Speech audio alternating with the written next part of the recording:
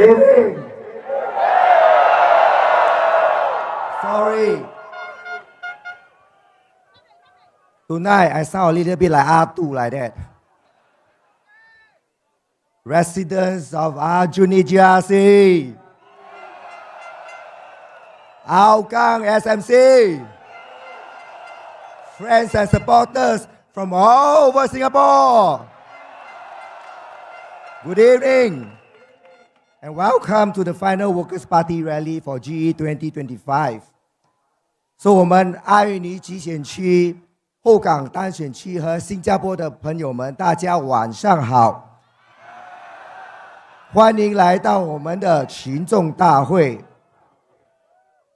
So, before we start with the rally, I would like to invite everyone to step forward to make sure there's enough space for people who are coming from behind. So, 如果你们可以的话，前面还有位，请你们往前面移过来好不好？让后面的我们的朋友们也可以进来，因为还有很多人正在入场。Okay, so that I don't have to use command like sedia and after that ask you to dari kanan cepat jalan to move forward lah. You know I'm the Lao Ping, right? Okay, before we begin, there are a few things that I would like everyone to take note. Firstly, we have there are 8 portable toilets that's around the ground, which is at the grandstand there for your use. And then also, in case there's lightning, my script say the rally will be suspended. Are you all afraid of the lightning? Okay, anyway, there's a small building by the side. If there's really lightning, okay, this is real lightning, not the other one. So take shelter safely and orderly so that later we can continue. Okay, so without further ado, I would like to invite the first speaker of the evening, the candidate for Aljunied GRC, Fadli Fauzi. 现在我们有请第一位演讲者，阿育尼集选区的候选人 Fadli。Tuan-tuan dan puan-puan, saya di sini mahu ingatkan semua, undi anda adalah rahsia. Jangan takut bila berundi. Ramai orang bimbang tentang nombor siri pada kertas undi. Tapi saya berjanji pada anda, tiada siapa yang tahu bagaimana anda undi. Tujuan nombor siri adalah untuk memastikan orang tidak undi 2 kali. Jangan takut. Apabila anda menerima kertas undi anda, pegawai pilihan raya juga akan memanggil nama anda dan nombor siri. Jangan risau. Pegawai pilihan raya melakukan ini hanya supaya wakil dan semua parti yang bertanding boleh pastikan tiada pengundian berkali-kali. Jangan takut. Dan ingat, apabila anda mengundi di bilik pengundian, anda bersendirian. Hanya anda boleh melihat dan hanya anda tahu siapa yang anda undi. Bila waktu undi anda dikira, wakil kami akan ada di sana untuk pantau kirian. Kami akan pasti semuanya dilakukan dengan betul. Setelah undi anda dikira selesai, kertas undi anda disimpan semula dalam peti undi yang ditempel tutup dan kunci dalam peti besar di Mahkamah Agung. Ia tidak boleh dibuka semula, melainkan ada perintah mahkamah. Dan ia tidak pernah berlaku dalam sejarah Singapura. Selepas 6 bulan, kertas undi akan dibakar di pusat pembakaran di Tuas. Wakil daripada semua parti yang bertanding akan menyaksikan proses tersebut. Kami akan berada di sana untuk memeriksa kotak itu dan mengesahkan ia tidak diusik. Jangan takut.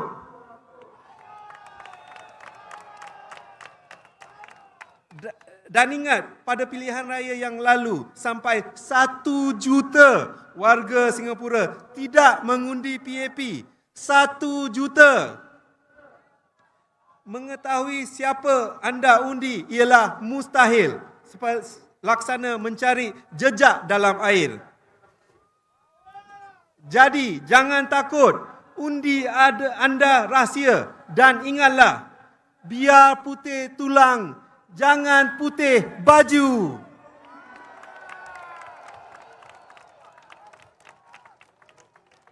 My fellow Singaporeans, good evening. My name is Fadli. Tonight, I want to talk to you about the choice you will make in 2 days. 2 days until you decide who will represent you in Parliament. 2 days until you make that choice to shape the future of Singapore. What kind of choice will you make?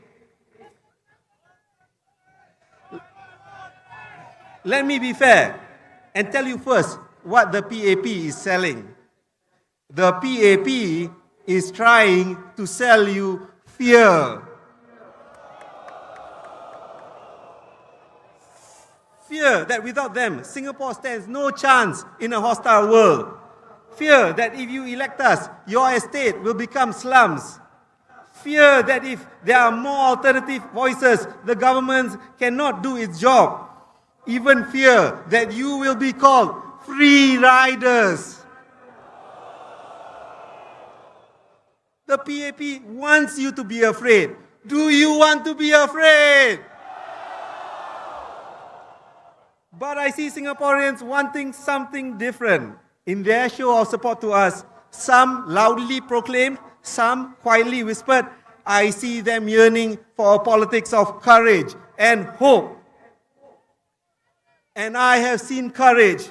Courage that comes not from power or wealth or fame. My courage comes from the people behind me who have campaigned bravely. My friends who face difficult odds even before they begin, but they begin again anyway and see it through no matter what. And I am convinced that we as a country will need this kind of courage more than ever to face the future. The courage to keep fighting for Singapore, whatever troubles we face. The courage to have faith in ourselves and in our fellow citizens. The courage to face our fears which limit our potential. But courage is not something we can impart just by telling someone to be brave. Courage has to be shown. We have to all step up and lead by example. If the PAP stands for a politics of fear, the Workers' Party stands for a politics of hope. Not a blind hope, not a desperate hope, not a reckless hope. It is a careful hope born of experience, hard work, and resilience. It is the hope of building a nation where everyone can afford not just to get by, but to flourish. It is the hope that everyone belongs in this society, not just the wealthy. It is the hope for greater accountability and transparency in our government. The Workers' Party does not run on a politics of fear. But if there is any fear at all, then let it be that the fear that Singaporeans are being priced out of their own homeland. If there is fear, it is the fear that we are losing our way. Our leaders are too high in their ivory towers or too deep in their black and white bungalows. If there is fear, then we should be afraid of stagnation, of not changing as the world changes around us. But the Workers' Party does not run on the politics of fear. The Workers' Party stands for the hope that we do not yet know what Singaporeans are capable of. We stand for the hope that we can and we will do better. Think of new ideas. Push our nation forward. We stand for the hope of a truly democratic society based on justice and equality. In Singapore, to vote for the Workers' Party is an act of courage. To vote for the Workers' Party is an act of hope. And instead of fear, we raise to you our courage and our hopes.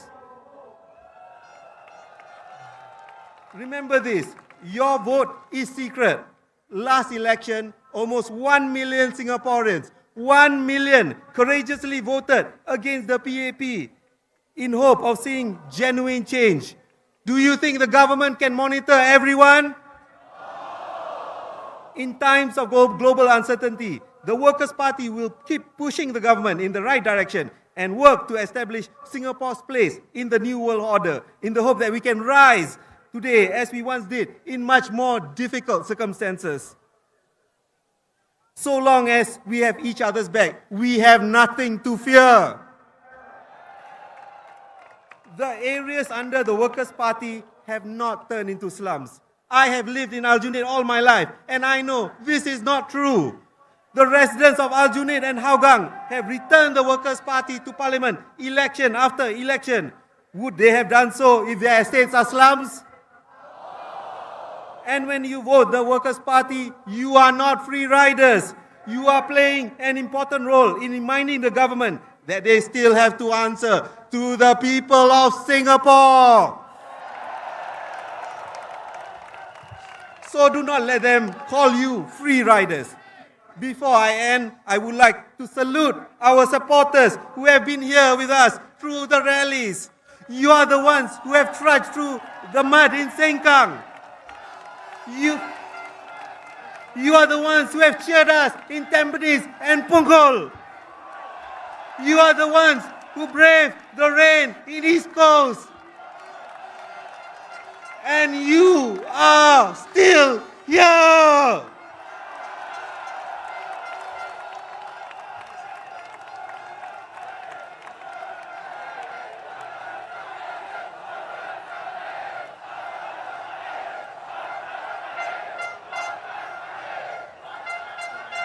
You inspire us. The sky itself may tear with lightning. The heavens themselves may pour. But you will always stand with us, working for Singapore. So do not let your vote be governed with fear. Step up with us and vote with courage. Vote for hope. Vote for the Workers' Party.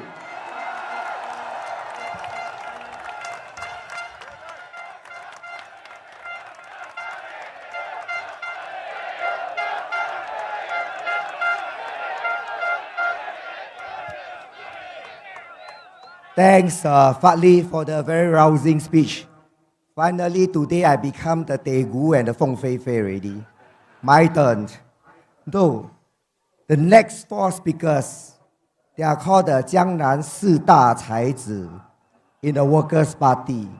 So, may I first invite the first one, who was on the live debate on CNA, Mr. Michael Tang Guangwei.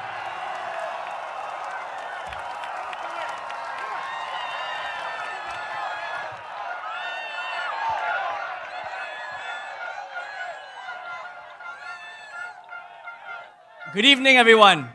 How's everyone doing tonight? First of all, thank you to everyone for coming down despite the heavy downpour today. Aren't we all glad the skies turned blue for us?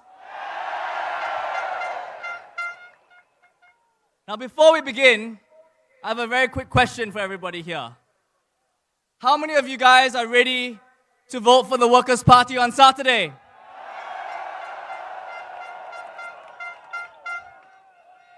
Now, the next question is a little bit different, but I hope you guys will be kind. How many of you guys here are thinking of voting for the PAP?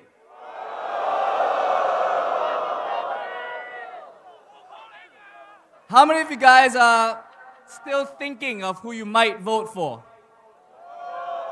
Some. Well, if you have some patience with me, I want to focus this speech for a moment on not those who are Workers' Party loyalists, but on people who are actually thinking about this vote and unsure of how to tread through on Saturday. I want to speak to them, and I hope everyone gives me a little bit of patience to do so, because ultimately, this election is about all of us. It's about all of us coming together and having the same vision for where we want Singapore going. Will you allow me to do that? So the first thing I want to talk to this group about is one of the key reasons I keep hearing for why they may want to vote for the incumbent party. And the first argument I often hear is that, hey, I'm satisfied with the way things are. You've heard that, right? So let's start there. I know Singapore has come a long way. I think we all must be accepting and grateful of the journey that has taken us here. But I think the question that we should ask ourselves isn't whether we're satisfied. The question we should ask ourselves is whether we can imagine more for this country. Whether we can imagine better. Is that right? And can we imagine better? Now, in my past life, I worked with some of the biggest companies in the world. Big, dominant, powerful companies. And here's what I saw. They were excellent at what they did. They were really top of their game. But once they got there, what happened? Growth slowed, innovation dried up. They really stopped imagining boldly, and they started protecting what they had. They rewarded the status quo, not challenging, not innovating, not doing new things. Does that sound a little bit familiar to you?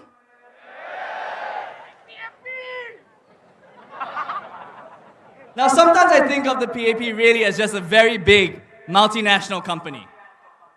They are a big ship. They move, sometimes very clumsily, but they move. But they're not agile, they're not nimble. They're not able to deal with the challenges that lay ahead or creative enough to find new ways to solve them. You know, last weekend, the PAP said that there's no such thing as groupthink within the PAP. That the PAP is really like the PAP of old. But let's be honest. We can see that the sky is blue, right? This is not the PAP of big, bold, forward-looking ideas. What have you gotten instead from the PAP? Let's go through that for a second. We have a government that will essentially pay, and this is true, by the way, $400,000 to an external agency to figure out how to rename Marina Bay, and they come back with a name that is Marina Bay.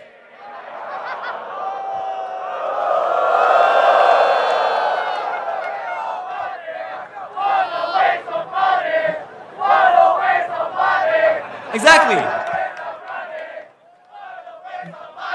This is the same government that because they could not get simply go right at their first try, we have to foot an additional $40 million while they figure it out. And you know, this is also the same government that, and I know that you know, the same that I do, that the only innovation that they've found to the cost of living crisis is what? Vouchers, right? That, I think, is the imagination of today's PAP. I don't think we see any of it, right? And so, what I think they need now more than anything else is just a little hammering away from the outside, right?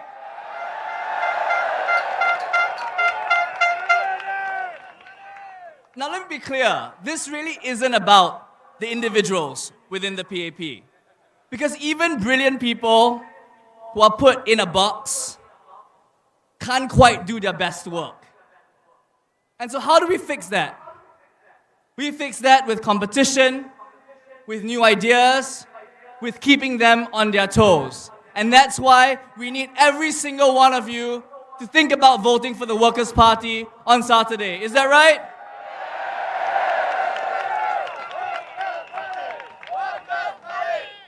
Now, the second argument I often hear from the same group is that, hey, I'm kind of scared to lose what I have.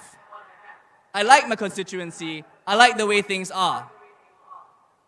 My response is quite simple, and this is also to the voters of Tampines. You're not going to lose what you love. Your 5-year master plan, it's going to stay exactly where it is. Your parks, your upgrading, your programs, they'll remain. But by voting for us, what happens? You'll get us as your MPs, but you also get the PAP candidates that you love to become your grassroots advisors, right? You will still get the PA to run programs for you, right? So you'll get 2 Meet the People sessions, you'll get 2 National Day dinners, you'll get 2 Hari Raya dinners, you will have double of everything.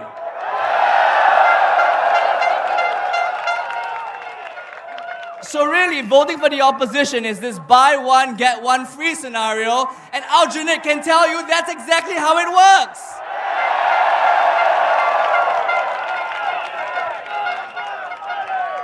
And you know, no matter how this election goes for Tampines, what I know and I believe will be true is that every single vote cast for the Workers' Party will ensure that the PAP works harder for you over the next 5 years, no matter what. And to me, that's great because Tampines wins.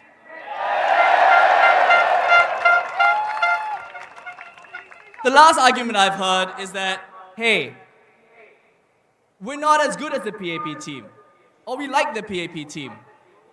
Well, let's talk about the team at Tampines, shall we, for a second? We have Dr. Ong, who is the ex-head of IMH. He's gonna bring incredible heart to this team. We have Jimmy, who's an SME owner, who's born and bred in Tampines. We have Eileen, former diplomat, and one of the best Chinese speakers that I know. We all saw her on the Chinese roundtable, right? Wasn't she amazing? And of course, we have Mr. Faisal, who I'm sure many in Aljunied are very familiar with, who has served you all for 15 years and who's ready now to come forward and serve the Tampines community. So I'm confident that this team will make Tampines incredibly proud. And so I want to end with the same thing I ended my last speech on, which is to ask everybody, if you are ready today to cast your vote for the Workers' Party on Saturday. Are you ready? And are you ready to tell your friends and family to cast their vote for the Workers' Party? Because I know and you know that we can only do this together if we all bring our friends together, and that's the only way we will make a change to Singapore. Thank you, everyone. Vote the Workers' Party, and I look forward to seeing you all for many, many more years.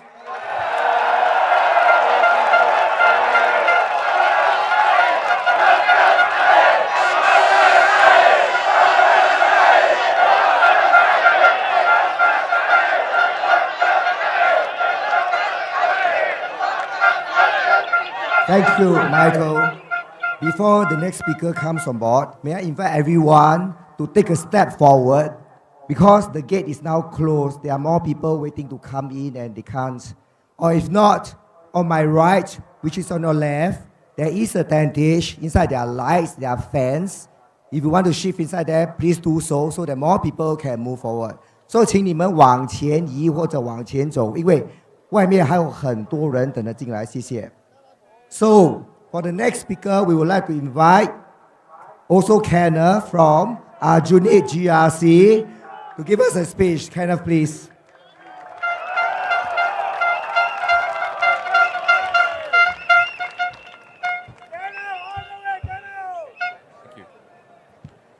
My fellow Singaporeans, good evening. My name is Kenneth Tiong. I am running to be our MP in Aljunied GRC.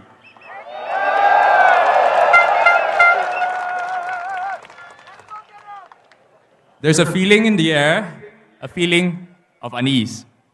When I talk, and with so many of you over the last few years, I feel your unease. It is the unease when the cost of food grows faster than our salaries. The unease when with car ownership out of reach, the cost of public transportation climbs as its reliability falls. The unease when we miss out again on a BTO exercise and see skyrocketing rents and HDB resale prices. It's unease about the job market. If we get retrenched, how easily can we find another job? Unease when we send out hundreds of resumes on LinkedIn and JobStreet without any response. Fearing the next restructuring, wondering if our skills will still be valued next year. Seeing our capable fresh grads struggling to find a job. This unease cuts across race, language, religion, or age. We further worry about the future of Singapore, which faces two clear challenges. First, the technology revolution. Is Singapore going to be a driver or a passenger? The risk is that we become content as fast adopters, consuming technology developed elsewhere rather than driving, developing, producing it ourselves. This pushes our own talent overseas to where the action and revolution feels more real. Second, a changing world order, protectionism, trade wars, real wars. Navigating this requires foresight, ability, thoughtfulness, and a focus on strengthening our own capabilities. We often hear criticisms of Singaporeans taking the safe way out, not innovative enough. When I hear that, I think about how unfair it is to us. Let me ask you, how inclined are you to take risks if there is not much of a safety net if you fail? When you have to juggle high cost of living, mortgage payments, and childcare expenses. When the sandwich generation must do caregiving both for aging parents and growing children without family care leave or flexible childcare leave. All my life, I have believed in Singaporeans' ability to lead. It is the ethos of our society, hardworking, resourceful, ethical. Since independence, the PAP has said, Singapore has no resources except its people. We Singaporeans are exceptional, but we need people to believe in us and are prepared to support us to the hilt, to help pick us up, to walk again when we fall. Singapore needs such politicians. If elected, I will be such a politician.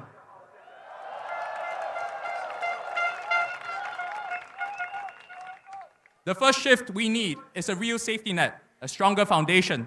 The Workers' Party has consistently pushed for this foundation. Unemployment support, mandatory retrenchment benefits, a national minimum wage enforced by the state, independent unions to speak up fearlessly for your workplace rights, strong workplace fairness laws to protect all against discrimination and not just some.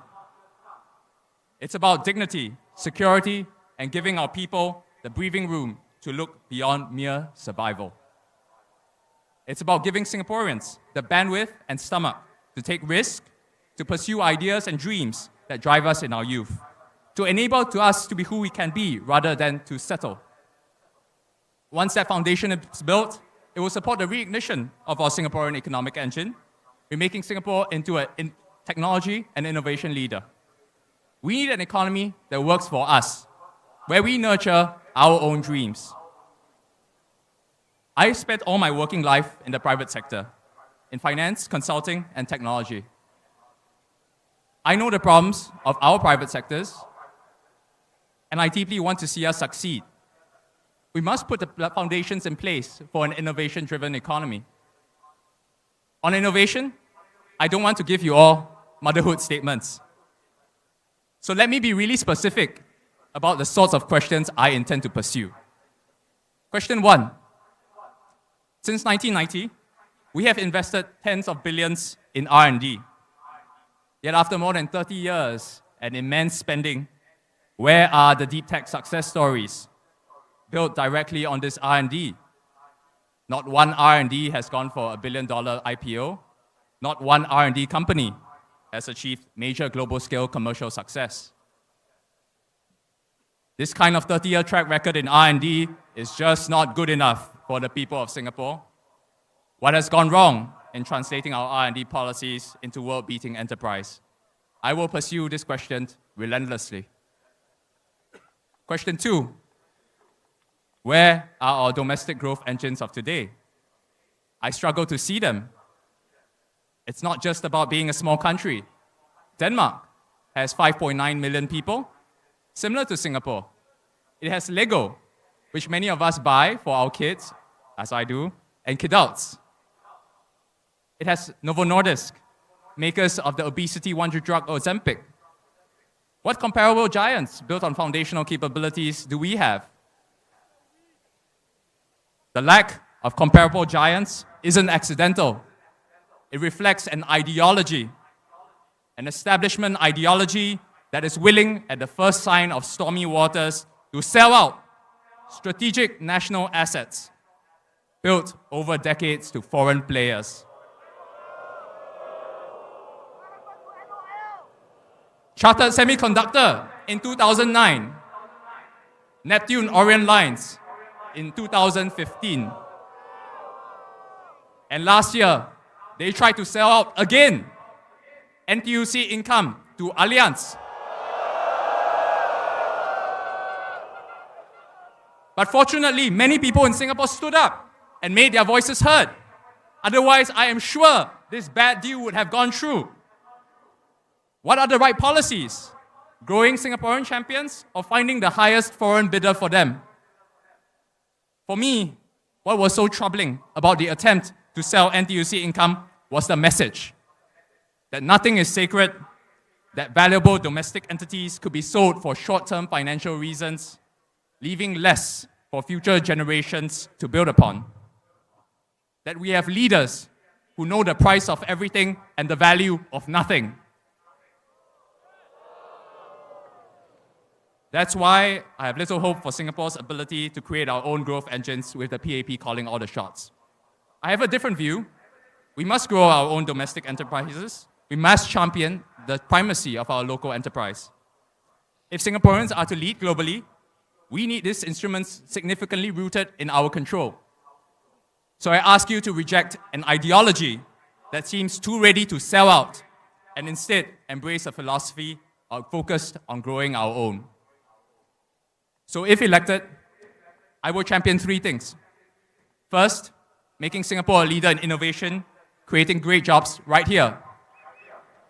Second, strengthening economic security and fairness for every Singaporean family. Third, fighting for strong family foundations, affordable public housing, the highest education standards for every child, and giving our Singaporean families, including lower income citizens with foreign spouses, the support they need for family formation.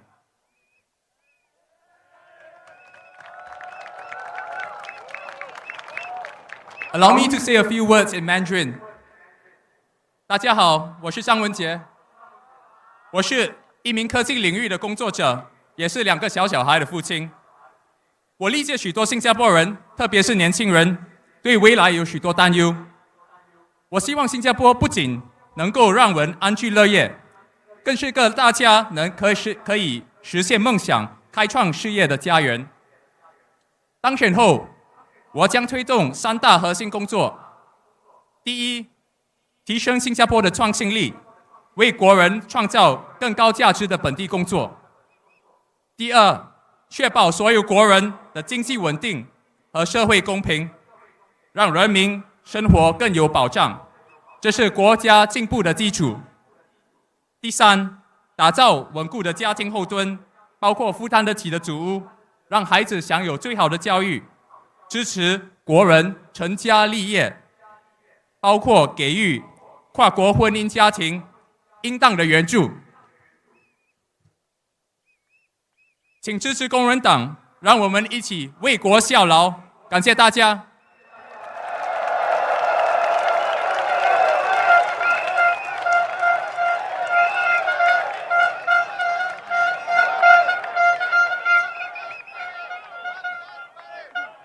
This year, 2025, marks a quarter mark of the 21st century.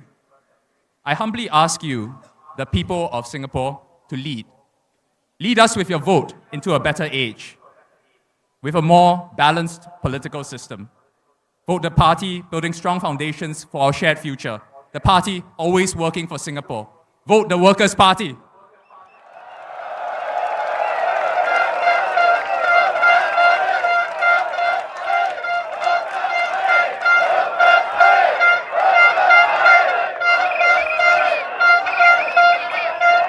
Kenneth, thank you, Kenneth. So, before the next speaker comes on board, can I again get everyone to take a step forward? And if you may, move into the tent on my right so that more people can come into the venue. Thank you. Okay, the next speaker that will be joining us, Dr. Ong Ri Ping of Tampines GRC. 现在我们有请王瑞斌博士为我们演讲，谢谢。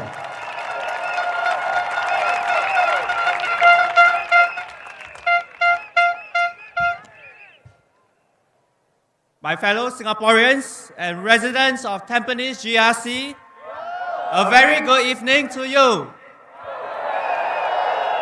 I am Dr. Ong Lui Ping, a psychologist by training, a public servant by calling, and today I stand before you as the candidate for Workers' Party.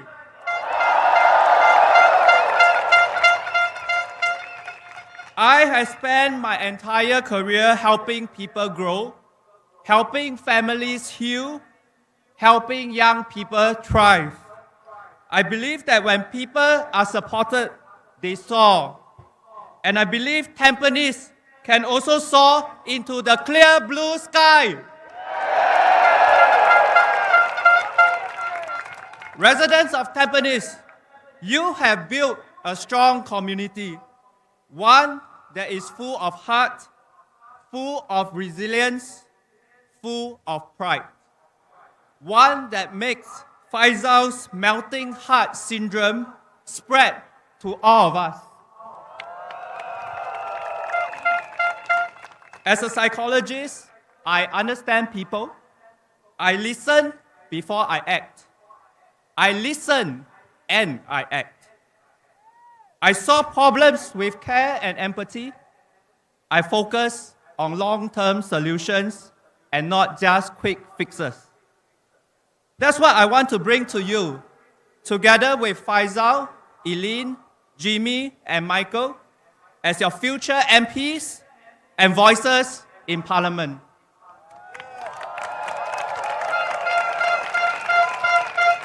These are our 4 pledges to make Tampines better together with you.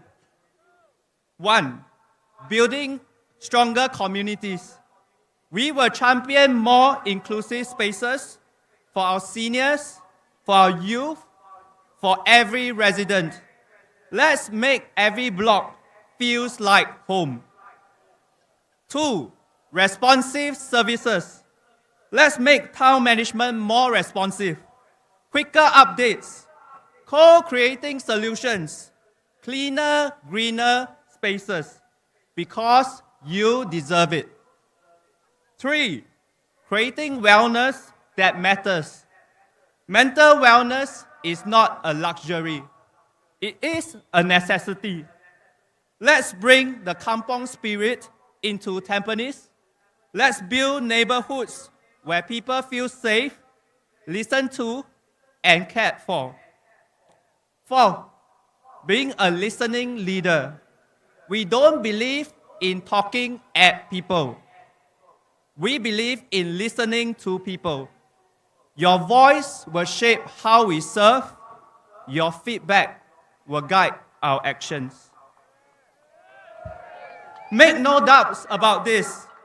We are not here to argue or attack.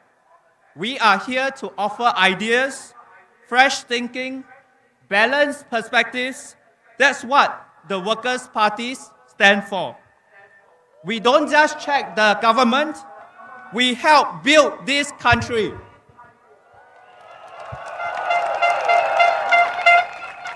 By bringing new voices into the conversation, voices like yours. Residents of Tampines, you deserve more than a vote. You deserve a voice. You deserve a seat at the parliamentary table. You deserve a future you help shape. And we are ready to work with you to build that future. A future where every child has a chance. A future where every senior feels safe and connected.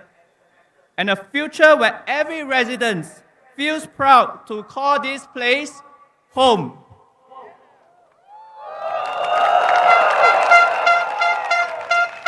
My fellow Singaporeans, Singapore has come far. Let's bring it further with kindness, with courage, with balance. Residents of Tampines, make your vote count. Vote for partnership. Vote for possibilities.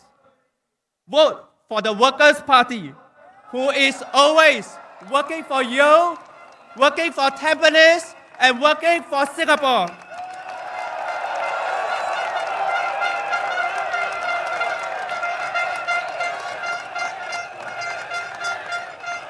Thank you.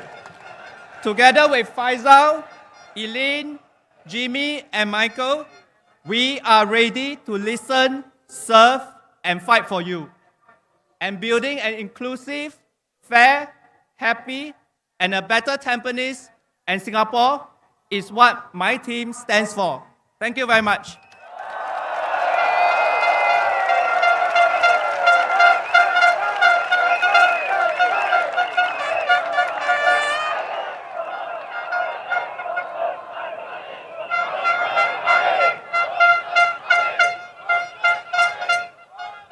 Thank you, Dr. Ong. Now, 江南四大才子 we come to the 江南四大才子之首了。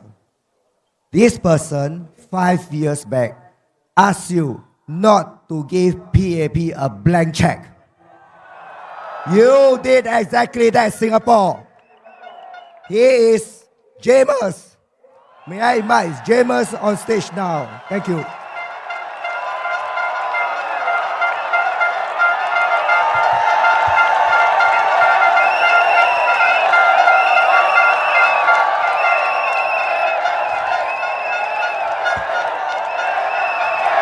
Good evening, Aljunied and Hougang.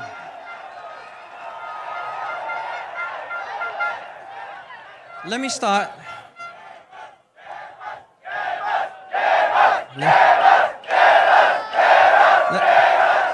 Thank you. Let me start by telling you a story about the woman who raised me as a child. My maternal grandmother was born between the First and Second World Wars. She was a teenager when the Japanese invaded our country, and a single mother with 11 children by the time we gained independence. Through much of her golden years, she had only known one ruling party, the PAP. Having grown up in a different era, she would not have understood why anyone, let alone her eldest grandchild, would ever wish to join politics, and especially the opposition. I imagine my conversation with her to explain my decision would be difficult, and more difficult given my 5-year-old Hokkien vocabulary. But for me, and perhaps for you, it will go like this. Ama, 我知你的時代的 PAP 是真好的，為國為民。这阵的 PAP 无相像了。我嘛爱国，我嘛爱国家争光，但是我无相信 PAP 会使做会到了。我参加工人党，是因为我爱用我的知识来建立一个国家美好的新加坡。我希望你会使了解，会使接受。Now, as it turns out, in 2020, thanks to the good people of Serangoon, I did end up as a politician with the Workers' Party. And that road has not been easy. We are ridiculed and attacked in parliament and online. When things go wrong in our estates, we may be berated by residents, and justifiably so. Unlike the PAP, we have little career upside. We are not typically invited to boards of directors, nor are we part of advisory committees for national bodies. Invitations to speak may be mysteriously retracted. Even our work among the people we serve is tough.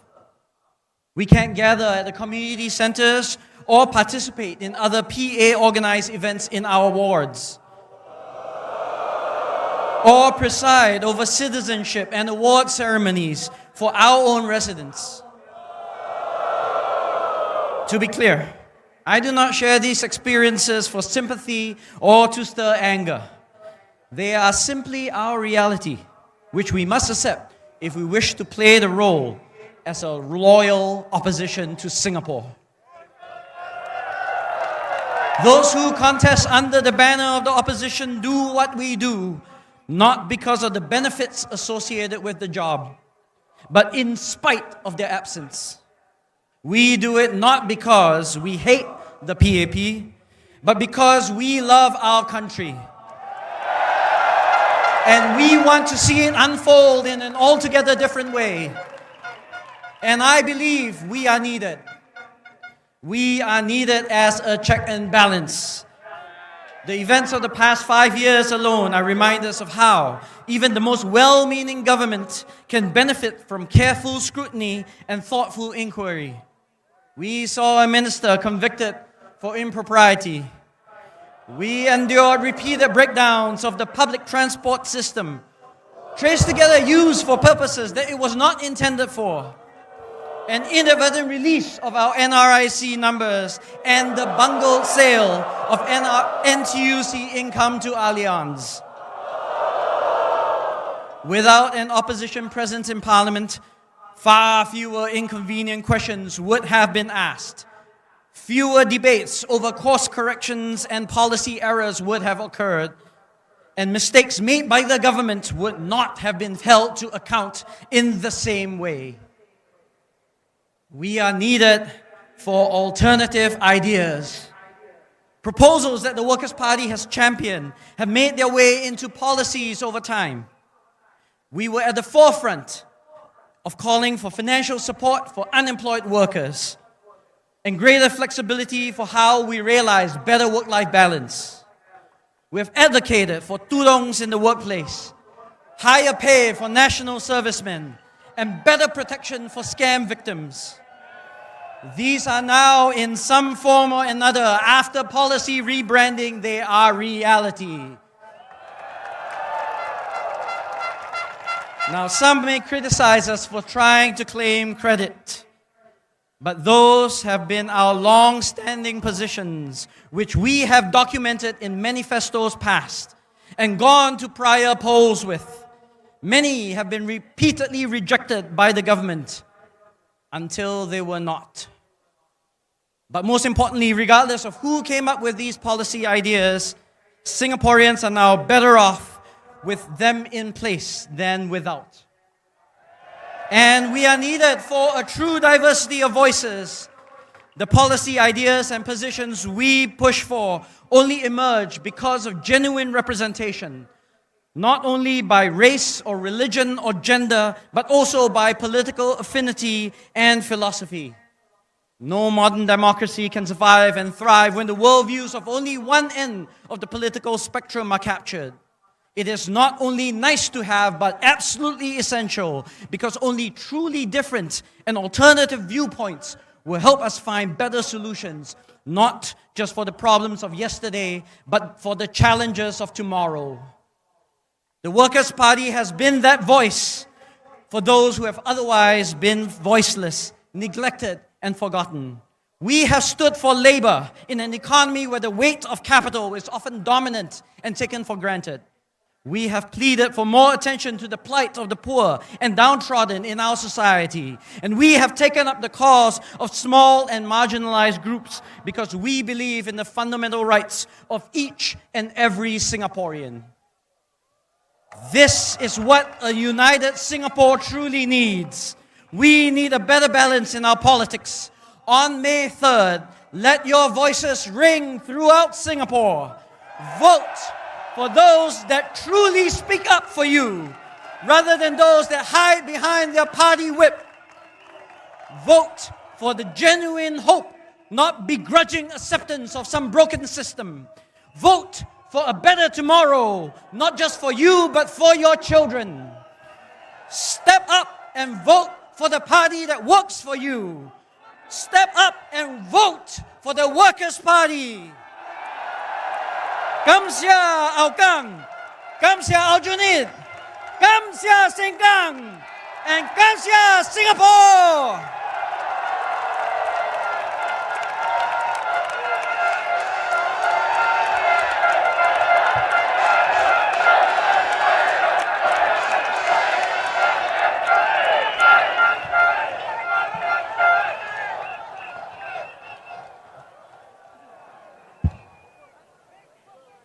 Thanks, James. The next speaker coming on board, joining us for the first time in this election, she's now known as the Little Chili Party in our team. And she's none other Eileen Chong Pei Shan, Jiang Pei Shan.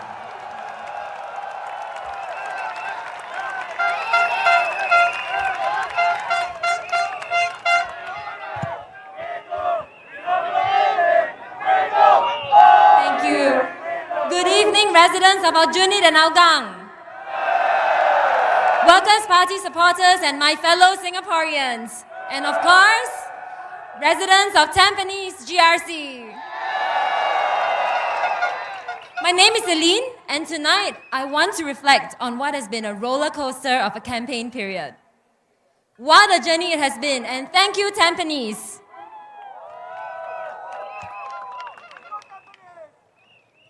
As I look out and see the crowd gathered here this evening, I'm reminded of my favorite NDP song, The Road Ahead. But paiseh, I cannot sing it due to permit restrictions. Yeah, I scared we cannot okong. But on a more serious note, the message in that song is what I want to talk about tonight. It is about the path that we have taken and what lies ahead. It's about your voice and voices of our friends. It's about our role and our duty to work hand in hand to find solutions that work for all of us. But how do we find these solutions? Since one of my favorite subjects in school was history, I say we start by looking at our past. Now, are you all familiar with the Singapore story? Yes. Our nation's progress came through hard work and difficult choices. Our first generation of leaders sometimes had fierce arguments due to differences in opinions. But they respected each other, and their purpose was always to reach the best decision for Singapore. And so they made bold choices. Choices that enable us to live the lives that we are living today. It is with this same spirit and tenacity that Workers' Party MPs speak in Parliament on behalf of Singaporeans. We called for more financial support for the involuntarily unemployed so that they are supported as they navigate the changing employment landscape. We championed flexible work arrangements for all and more shared parental leave, so we give families time to nurture those who matter the most. We urge the expansion of the public rental scheme and reduction of BTO waiting times, because we believe that every family deserves not just shelter, but a place to call home.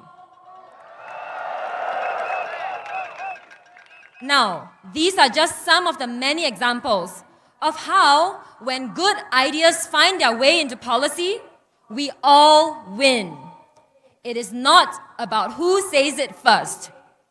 It is about keeping the conversation going so we have thoughtful debates about the merits of these ideas, so they turn into meaningful action and effective solutions.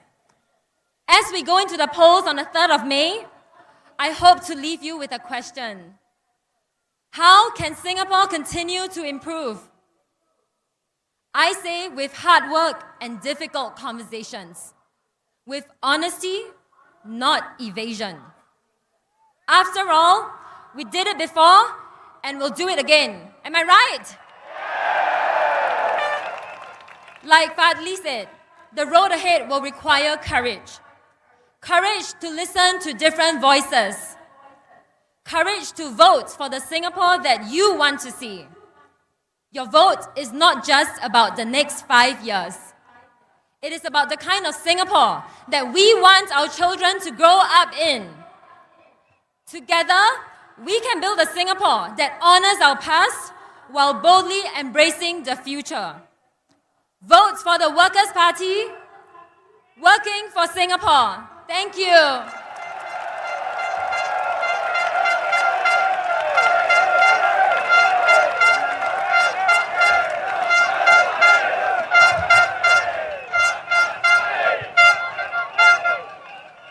Thanks, Eileen. Speak to her more and you'll find out why she's called a chili padi soon. Okay, next, the next speaker will invite Mr. Gerald Giam, the candidate for Aljunied GRC, Yan Yan Song 先生，谢谢。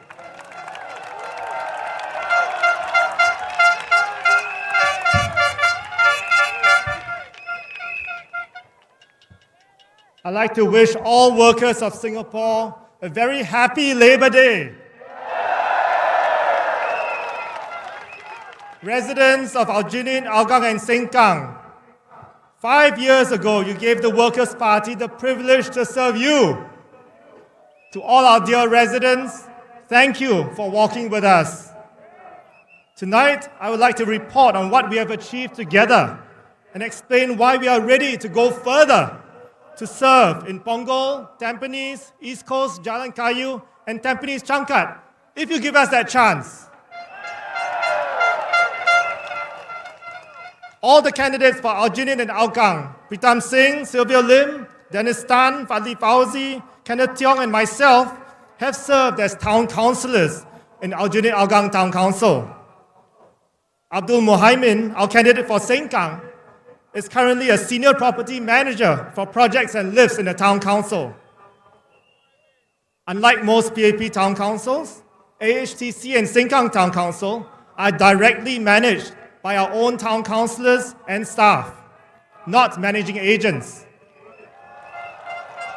We are hands-on with real experience solving daily challenges of town management.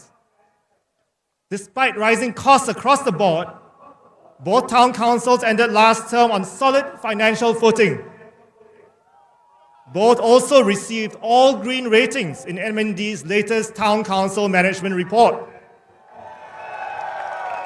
These results are not just numbers. They reflect the hard work and professionalism of our town council staff and the cooperation of residents who care deeply about our neighborhoods. We have plans to upgrade linkways, playgrounds, and lifts, and make your town more livable for all. To voters outside Aljunied, Hougang, and Sengkang, come take a walk through our towns. Talk to your friends living here. You'll find that WP-run estates are clean, orderly, and quietly well managed.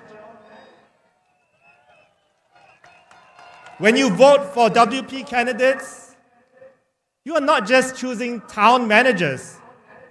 You are electing voices who will speak up for you in Parliament without being bound by the government whip.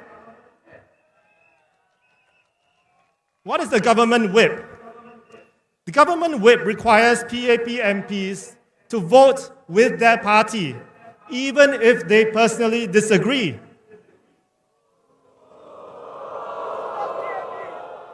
You may have heard of the PAP candidate say Aljunied has had 14 years without a PAP voice. But let's get real. Singaporeans already hear the PAP voice every day. The PAP held almost 90% of elected seats in the last term of Parliament. Their ministers are featured daily in the news.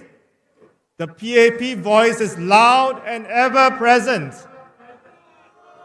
What is missing is your voice. A voice that asks tough questions, that proposes alternatives, that speaks up for you, even when it's inconvenient for the government. That is the voice of the Workers' Party. That is the voice that we offer. In Parliament, we have spoken up on issues that matter to you: cost of living, job security, housing affordability, healthcare, and caregiver support.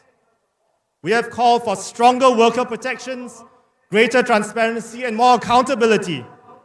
And some of these efforts have eventually helped shape policy. Before I go on, let me address something that still weighs on some voters' minds: the secrecy of your vote. I want to assure you, your vote is secret. I have contested 4 general elections, and I followed the entire voting process end to end until the incineration of the ballot papers. At every stage, safeguards are in place to protect the secrecy of your vote. So when you go to the polling station on May the 3rd, vote with your heart. Vote with confidence, because no one will ever know how you voted. Let me address 3 more fallacies you may have heard during this campaign, so you can vote with greater clarity. Fallacy number 1: a stronger opposition will weaken the government. What is a weak government? A weak government is one that cannot pass laws without opposition support. That means winning fewer than half the seats in Parliament. Is that even possible in this election? In GE 2020, the PAP won 83 out of 93 seats. WP won just 10.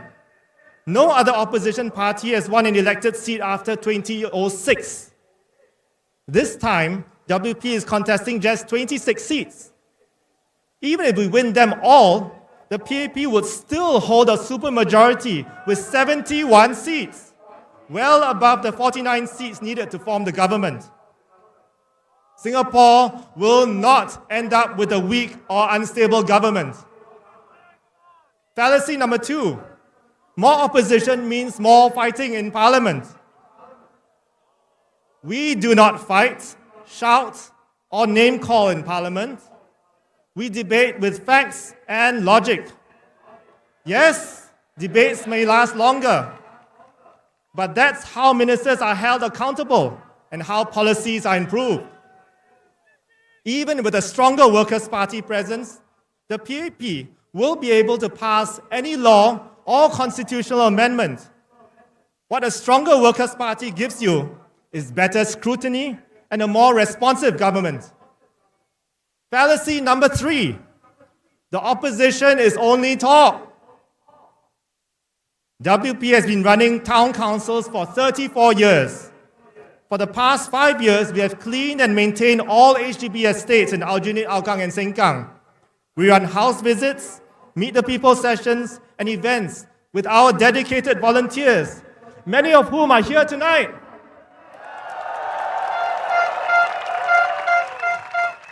We do all this without the $634 million budget that the People's Association has, which PAP MPs and defeated candidates can tap on. During the COVID-19 crisis, we stepped up to work with the government and kept our residents informed and supported. That is not just talk. But yes, we do talk in Parliament. That is our job. And we have punched above our weight in numbers. In the last 5 years, our 8 WP MPs asked more than 2,300 parliamentary questions, debated 45 bills and motions, and sought clarification on 34 ministerial statements, including the Ridout Road case, the Accra NRIC issue, and the income insurance bid from Allianz. This is what you get when you elect a serious, responsible opposition. Now we are ready to do more. We are fielding candidates who are qualified, grounded, and committed to serving you. Give them your trust, and they will serve with dedication and heart. If you have friends or family who are still undecided, share with them what you have seen, heard, or felt tonight. Forward our social media posts.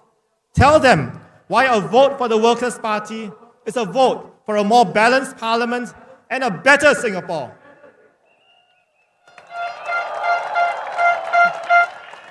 Let us build on what we have achieved in Aljunied, Hougang, and Sengkang, and take the next step to send a clear message from Punggol, Tampines, East Coast, Jalan Kayu, and Tampines Changkat that Singapore wants a parliament that listens and a rational, responsible, and credible opposition.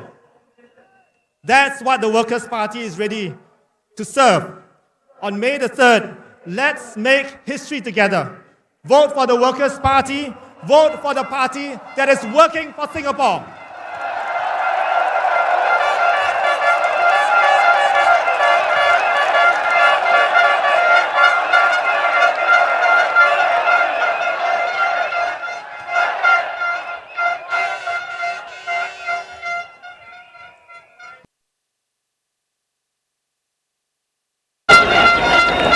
Thanks, Gerald, for the very rousing speech. I think Gerald is right. We don't go into the parliament to fight with the PAP. I am a soldier for the past 20 years. We will fight the aggressor, but in parliament, we will defend your rights. Now, next, we have a very special speaker. 这个潮州人无，爱听潮州的演讲嘛。Now may we invite the candidate for Sengkang GRC, Louis Chua, Tsai Ching-wei. Thank you.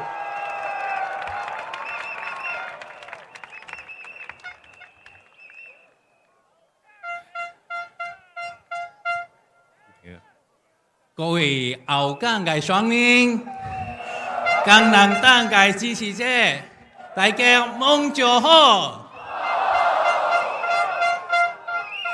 特別呢，能做嘅換嘅時候，有人嘅嘅後生仔，嘛是會江南黨幫啲線嘅問題，一人打幫嘅真嘅人，起到真咩，較貴。過去嘅5年，市政處起了36%，政府處呢就起了如家人，5年起了50%，這些人後生一代後擺做你袂厝呢 ？BAB 答應政府處為可能負擔而起，政府處。為咗托付寶貴嘅土貼，但是你相信 BAB 政府呢，就代表你相信每個新加坡人為使應家嘅政治袂厝，下擺老了為使應貴嘅價值袂，但是你相信 BAB 呢，政府處嘅價值就定定起。咱新加坡人嘅收入，嘛是着定定起。但是形式是，咱攏總會知影，唔是每個人嘛是這樣生。你睇去年啦，去年政府處起了18項，咱請問這個大家，去年恁這個有幾個人規日間有起18項嘅起手？所以咧，比政府大個話，伊人是覺得是真心，也是假意。我有一個大問題，比政府也袂甲咱交代。比打99年後，咱政府處搞起，政府處一分錢嘛袂得。這種50萬也是80萬嘅政府處，繳袂咧一分錢嘛袂得，這樣對無？所以咧，不論是房地產嘅問題、醫療保險嘅問題，還是生活成本嘅問題，可能工人黨佇國會為恁答話，為恁想辦法。5月3號，為着咱新加坡人，為着咱嘅子孫，請到工人黨一票，感謝大家。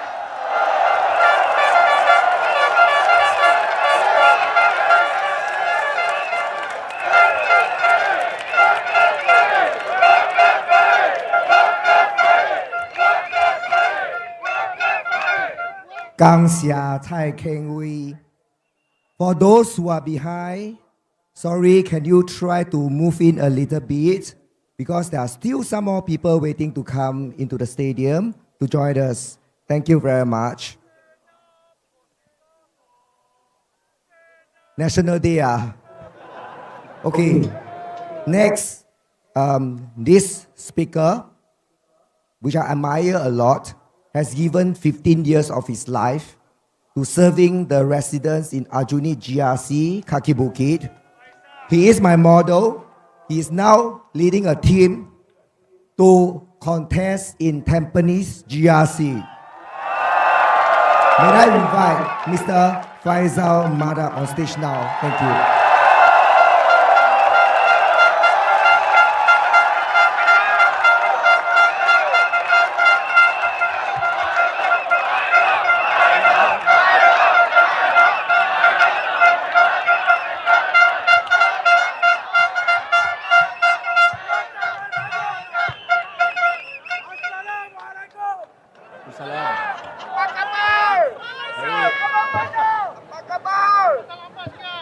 Hey, good evening. Assalamualaikum. May peace be upon you, okay? 大家晚上好。Vanakkam. Fellow Singaporeans, thank you so much for attending WP rallies for the past 1 week, regardless of the erratic weather conditions. And tonight, the heaven has been very kind to us, give us a very cool night. Right? Okay, since the first day of campaigning until today, which is the last day, I've met several Tampines GRC voters who have yet to decide who to vote, as they need some clarity on a number of issues. So tonight, I'm going to address some of the issues which has been forwarded to me. Among these concerns are municipal matters and projects, 1. 2, community or grassroots activities. And 3, as what Jaron mentioned earlier, is about vote secrecy. Fellow Singaporeans, on municipal matters, me and my team members were asked what are our plans for Tampines Town, and secondly, what will happen to the future town plans that were shared by the incumbents. They asked will it be not executed or will it be aborted? On the plan that has been shared by the incumbents, for me and my team members, the first thing that we need to do is to review, to see whether there's a need to implement the plans that have been shared. And if necessary, we may need to tweak or change. And if we deem everything is okay, we will proceed with the plans. Frankly, being a responsible political party at this point in time, we may or may not be able to implement the plan in terms of we have yet to look at the layout of the town as well as consult the residents of their needs.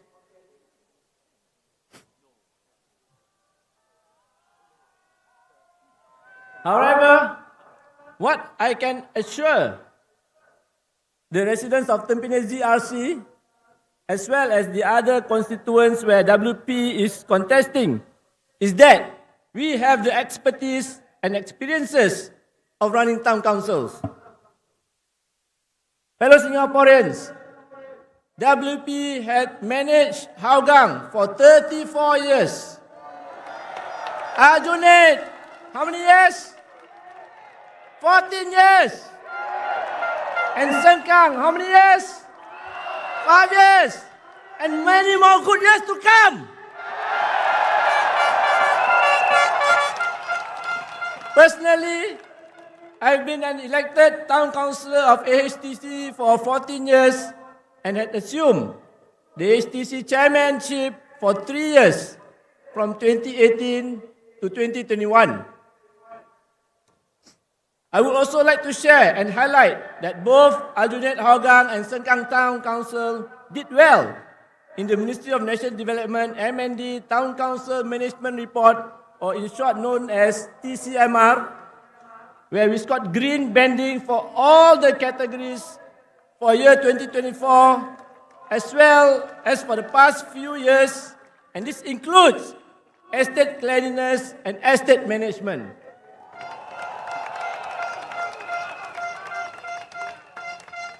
On the promised project by the incumbent, where some may belong to the government agencies such as LTA, NParks, and HDB, there is no reason for not continuing with these projects, as these agencies are public agencies and their projects are to benefit the residents across Singapore, regardless of whether the town is under the management of whichever political parties.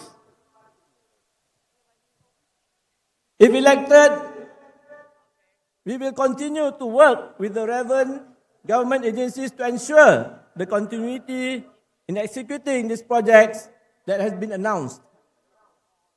Fellow Singaporeans, as mentioned earlier, grassroots community programs and events is the other concern. Will the residents be affected?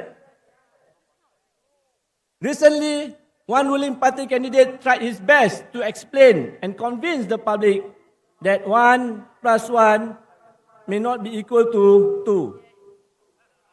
1 plus 1 was the answer? But this particular PAP candidate mentioned that may not be 2. Okay?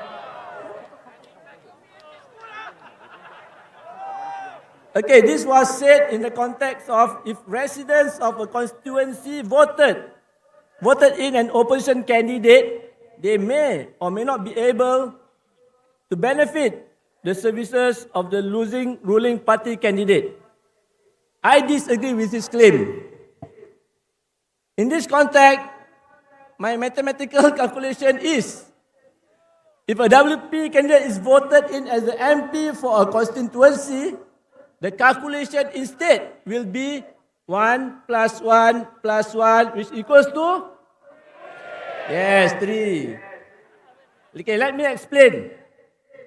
Let me explain by citing the real example of how residents in an opposition ward benefited from 3 entities or parties serving them. In my Kaki Bukit ward of Aljunied GRC, myself as the MP, Even though with limited resources and funds, I will do my best, or I've done my best, or I did my best to bring in partners, be it NGOs, companies doing their CSR, VWOs, individuals, or private group donors to bless my residents with food rations, household items, and other needs. So this is one party, which is me, okay? I bring benefits to the residents of Kaki Bukit. The People Association in the form of Kaki Bukit Community Club and the resident committees or RCs also organize programs and provide various assistance schemes for Kaki Bukit residents. So, two entities, me and PA, right? Serving the residents of Kaki Bukit. 2. 1 + 1 = 2? Okay, one more coming. And the third one, the Kaki Bukit PAP branch also renders assistance to the residents in the attempt to win over the hearts of Kaki Bukit residents, but they fail to win their hearts. Right? Because they've been there for 14 years. This is how fortunate residents who live in a Workers' Party held constituency. Everybody is competing. Workers' Party MP, PA and PAP are competing to serve the residents.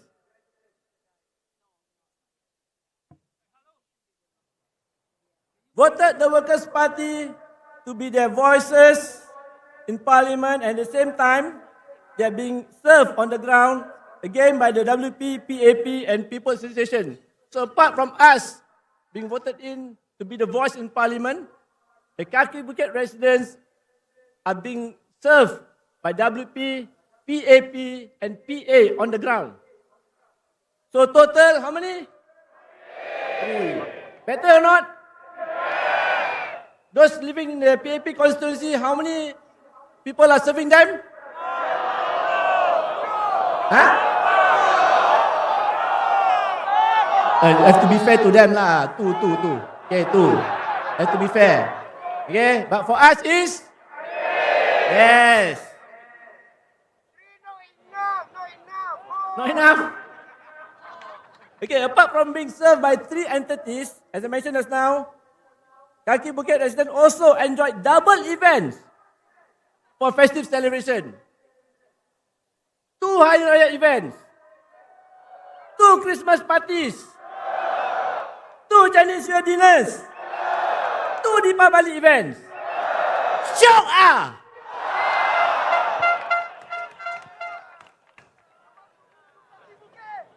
Okay, you're most welcome. But I won't be there lah for now. I'll be moving to Tampines very soon. Then,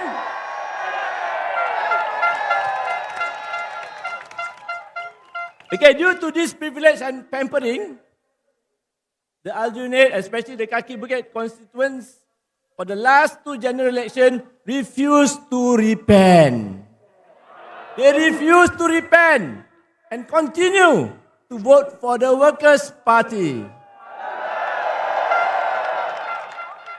Why don't they need to repent? Because instead of getting 2, they got 3.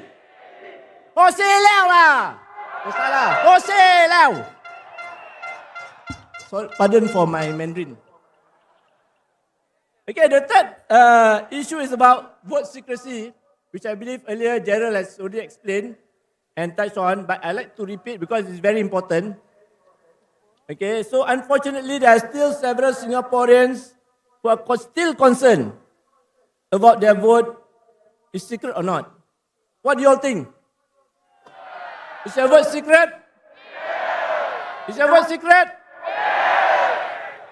Okay, to those who still have such concerns, I'm here to assure you that your vote is indeed secret. No need to fear.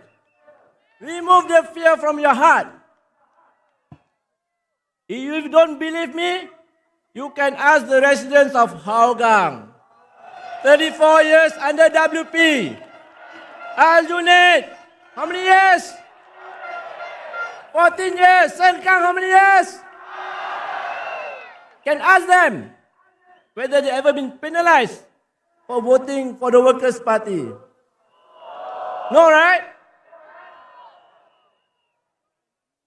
Okay, for those who have yet to decide which political party to vote, I have one advice for you. My advice is, when you are about to put the cross on the ballot paper on 3rd May, close your eyes and focus on your heart. Let your heart direct you to where to place the X. As the saying goes, our hearts never lie. Yes, our hearts never lie, right? Yeah. Especially when one is sincere and genuine in wanting to achieve happiness, prosperity, and progress for our nation.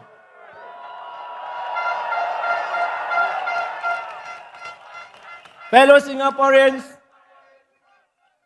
come 3rd May. Wait, I take out my pen. That's my pen. Okay, sorry, I don't have a pen. The pen in your hand, and also there's a chalk lah. Okay? It's mightier. Okay, thank you, Kenneth. It's mightier than the sword. Where you place the cross will decide your fate, as well as the fate of your future generations. So whether you use the pen or the chalk, it's still mightier than the sword, right? As you see, I'm sweating quite a lot, so I think I want to end my speech quite soon. If not, I'm going to get dehydrated. Okay, finally, before I end my speech, I would like to give all of you one update. I would like to update on you what happened to me since last Saturday, 5 days ago, where I shared about the tingling sensation that I had in my chest area.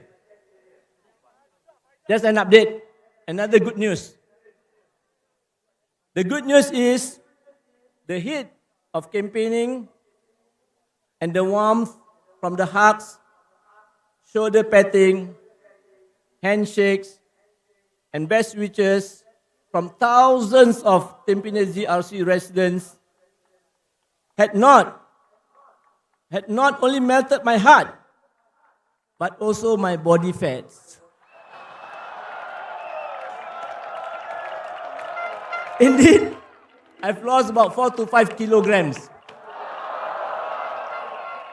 A good free weight loss program. I also believe that probably my cholesterol level also probably reduced significantly. Okay, my heartfelt thanks to you, all of the residents of Tampines GRC, for turning me into a healthier person. I hope the Tampines GRC residents can keep me and my teammates healthier by voting us so that we can work harder and harder and harder together in serving you, residents of Tampines GRC, serving you for the next 5 years as your elected representatives.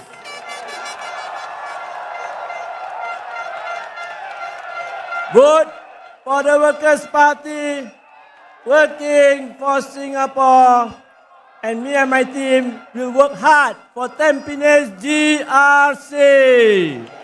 Thank you.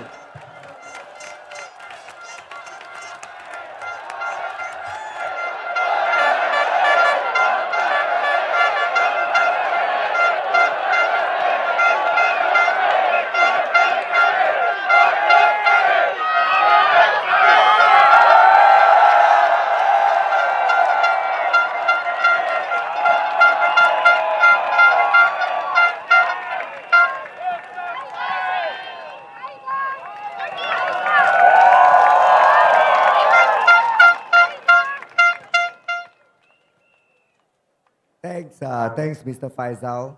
I got to step out a bit because here got all this sweat on the platform. You know where all the 5 kg goes to, right? Yeah. So before I invite the next speaker on stage, I would like to invite all of you to give a round of applause to all these amazing women that's behind me, that's willing to sacrifice their life, their time, their family time, to stand for Singapore, please.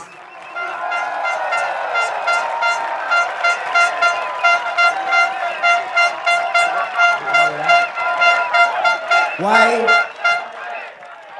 I'm doing that is because the next person I'm going to invite on stage to do the speech, she have to juggle between 3 children at home, being the chairman of the town council, and elected MP, but yet she have done a very good job over the past 5 years. She's none other than He Ting Ru, candidate for Sengkang GRC.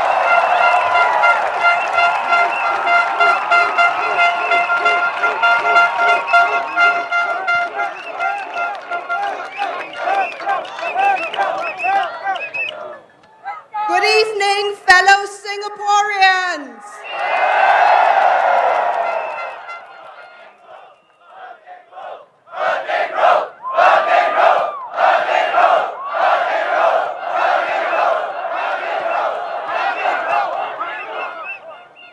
Thank you. As we reach the end of our campaign, I have been reflecting on what is important. I have been thinking about the work we've done in Parliament, in the Town Council, and in the neighborhood in Sengkang. The last 5 years have been an incredible journey, one in which every day was a learning experience, a chance to discover more about the country we call home. I have also been thinking about the PAP, who, regardless of the outcome in the areas that the WP contests in, will become the government once more when the votes are counted on polling day on Saturday. And the truth is, people who disagree with us, they are not our enemies. People who disagree with us are also our neighbors, our friends, our family members. But most importantly, they are also our fellow Singaporeans. They too want Singapore to succeed. Yet, when push comes to shove, we must feel free to challenge the PAP's view of how Singapore moves forward beyond our 60th year. Because this is our story, and we must write it together with you, with our fellow Singaporeans.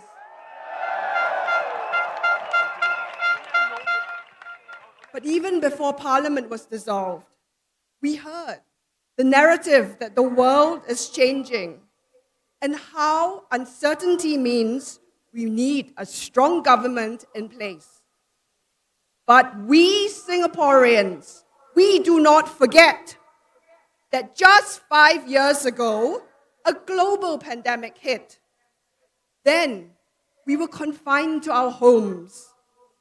Businesses were forced to scramble to deal with border closures and supply chain disruptions. We held our general elections then amidst that uncertainty. And Singaporeans made their voices clear at the ballot box. Singaporeans voted for a loyal, responsible opposition to be elected into Parliament to make sure that our voices were heard.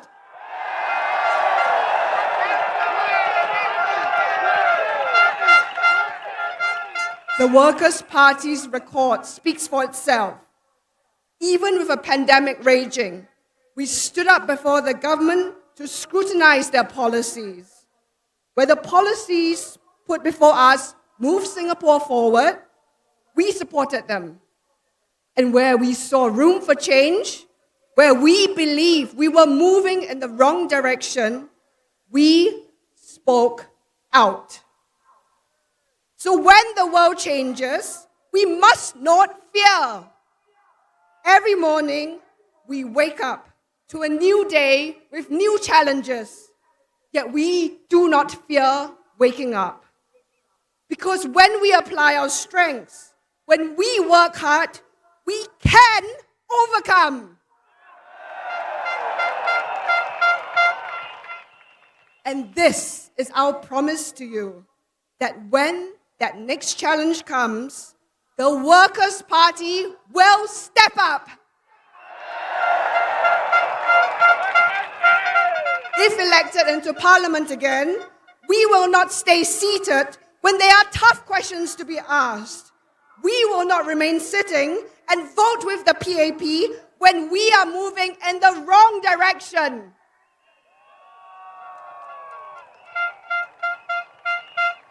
But we could not have gotten this far with the volunteers that we have with us. This tireless team who lift us up when times are hard, who pitch in and give up their family lives and free time, and who stick with us through the crazy ups and downs, who stick with us even when there are no rewards for them beyond knowing that we together are the village who helps keep each other going. And for that, I would like everyone to join us in thanking our incredible team behind us.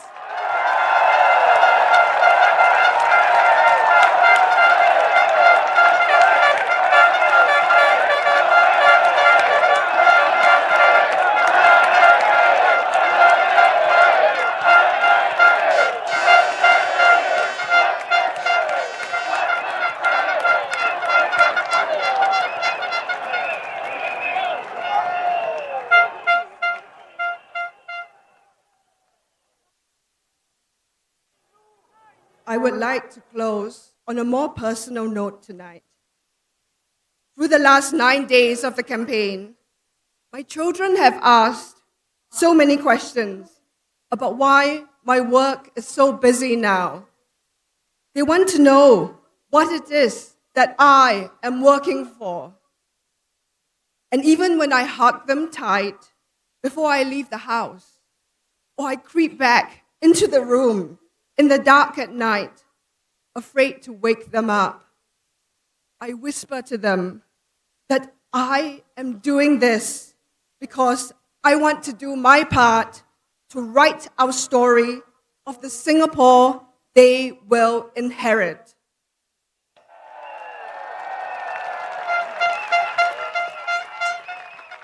Those that came before us and landed on these shores also faced an uncertain future. Many of them, like my grandparents, came here seeking a better life, a better future for themselves and their children. They did not know what awaited them, the uncertainties that they would face. But my grandparents, like so many of our pioneers that paved the path before us, decided to be brave and write their story. They got on that rocky boat and journeyed off into the unknown. They came here to create a future for themselves, for their children. And while they probably did not think about it at that time, they came here to write a story for me. And we too, like the pioneers that came before us, we too can decide to write our story.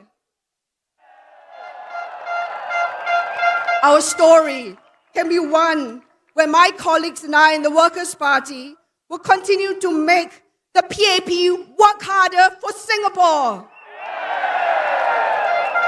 It will be a story that even when the going gets tough, we will not sit behind our vouchers and not speak out.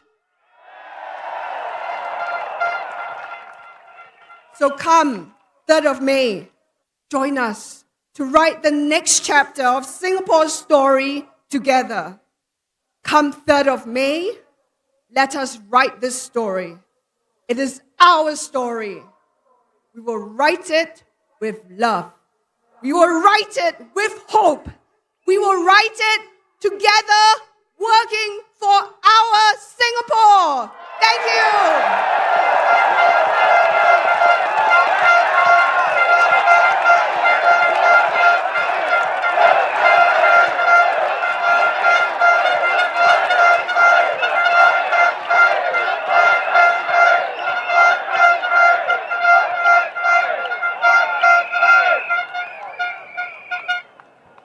Thanks, Ningru.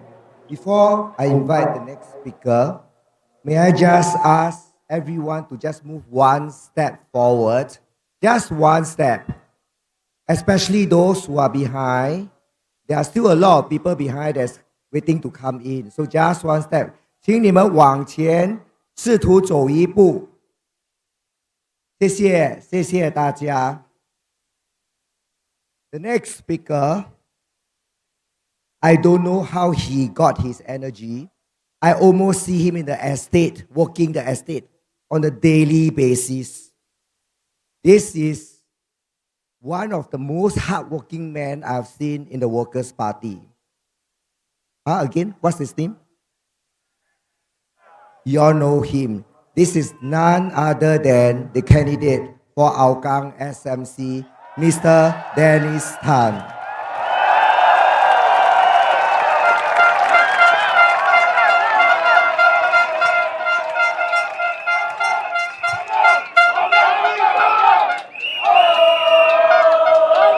Dear voters of Hougang SMC and fellow Singaporeans, a very good evening to all of you. This is Hougang, and Hougang welcomes all of you. I am Dennis Tan Lip Fong, the candidate for Hougang SMC, serving you in Hougang for the past 5 years.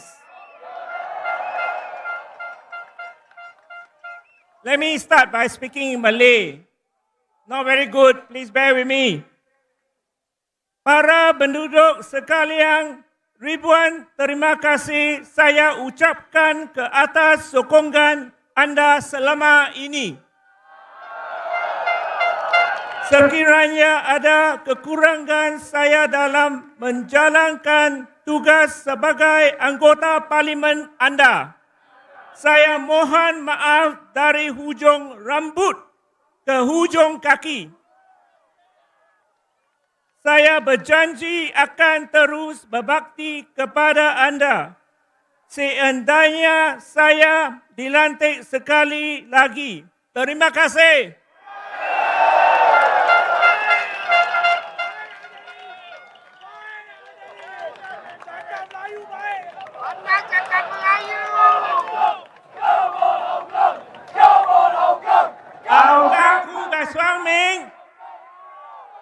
Cảm謝大家的牛呢嚟學話計記啲，即幾年嚟我到後港，我到見面嘅時候就是打生活費嘅問題，加 GST 起嘅影響。呢台 GST 起10%，一杯咖啡茶起偌濟，上少一格，足些嘛那是10%。GST 起2擺，政府嘅 CDC voucher 加 GST voucher。足些夠咩？有夠無？做你妹！我能扛能當，到國會內邊呢個反对 GST 去，但是我人工人党议员只有10位，我希望大家投工人党一票，送更多工人党候选人入国会。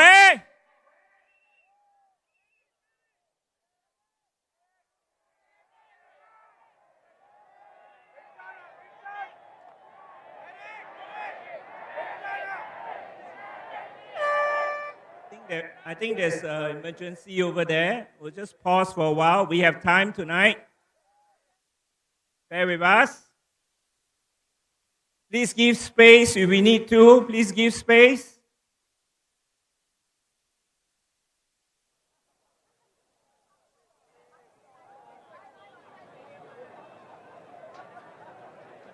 Wish our friend well.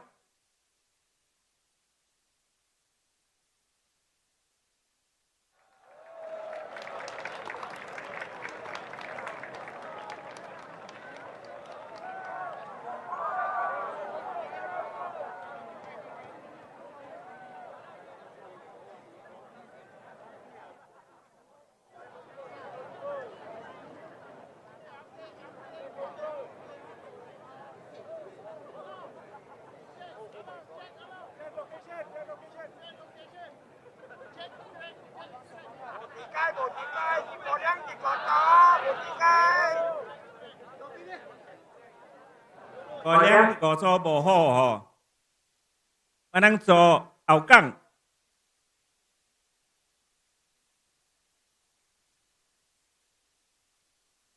All right. Okay, let me continue. 亲爱的后港选民，大家好。小弟陈立峰是工人党在后港的候选人。今晚我先想和大家分享我们阿育尼后港市政会在过去5年的一些成绩，以及未来5年的计划。和大家一样，过去5年市政会也面临了全面性的成本上升，但尽管面临这些挑战，市政会始终保持了良好的财务状况。在国家发展部公布的市政会管理报告，是我们阿育尼后港市政会连续3年在管理和运营方面都获得了全绿色评级。在这里，我想向所有阿育尼后港居民表示衷心的感激，感谢大家对市政的配合和关爱。展望未来，如果您再次给予我们服务的机会，我们还有更多的计划要落实。市政会计划新增或翻新17个有盖走廊、24个上下车点，以及22个游乐场和健身角落。市政会还将更换130具电梯，或提升另外659具电梯。同时，我们也会继续增设无障碍通道、斜坡和楼梯扶手，让市政变得更安全、更便利。无论是对年轻家庭、乐龄人士或是残障人士来说，在日常生活上提供更大的便利。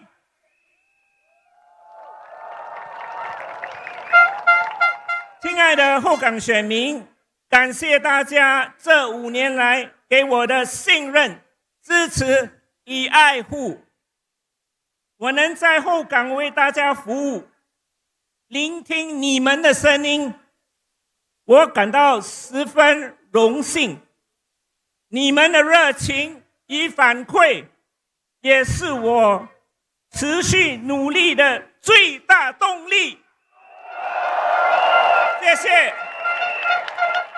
过去5年，我们在后港区展开了许多翻新和提升工作，例如在后港2、3、5和7项的邻里翻新计划，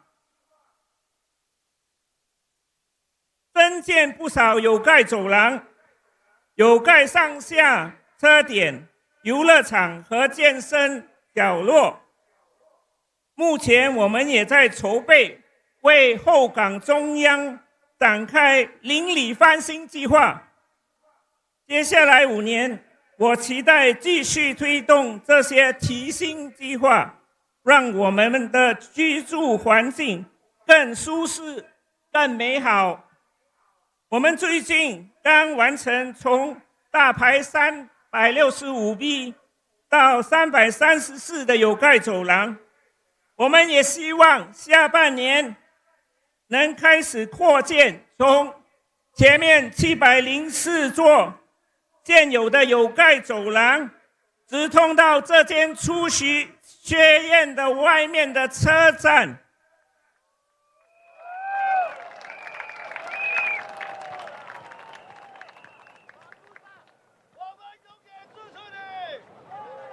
各位后港选民，您手上的一票至关重要。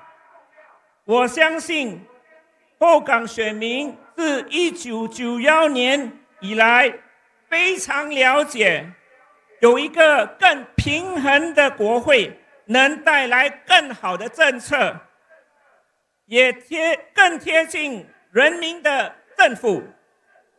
我恳请我们亲爱的后港选民能继续支持工人党，让我们继续为您服务，为您效劳。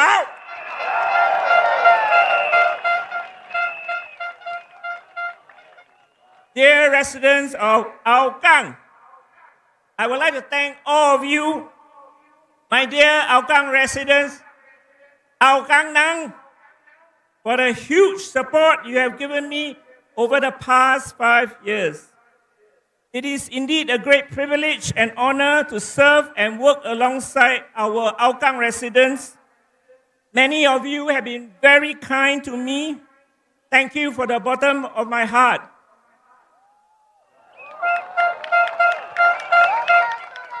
In the past 5 years, I have tried to be on the ground every day. I have tried. I have spent time talking to many of you in the coffee shop, in your void decks. I have taken time to do house visits in our HDB blocks and in our private estates immediately after the last general election. I have met and spoken to many of you, got to know many of you who cared to talk to me. Thank you.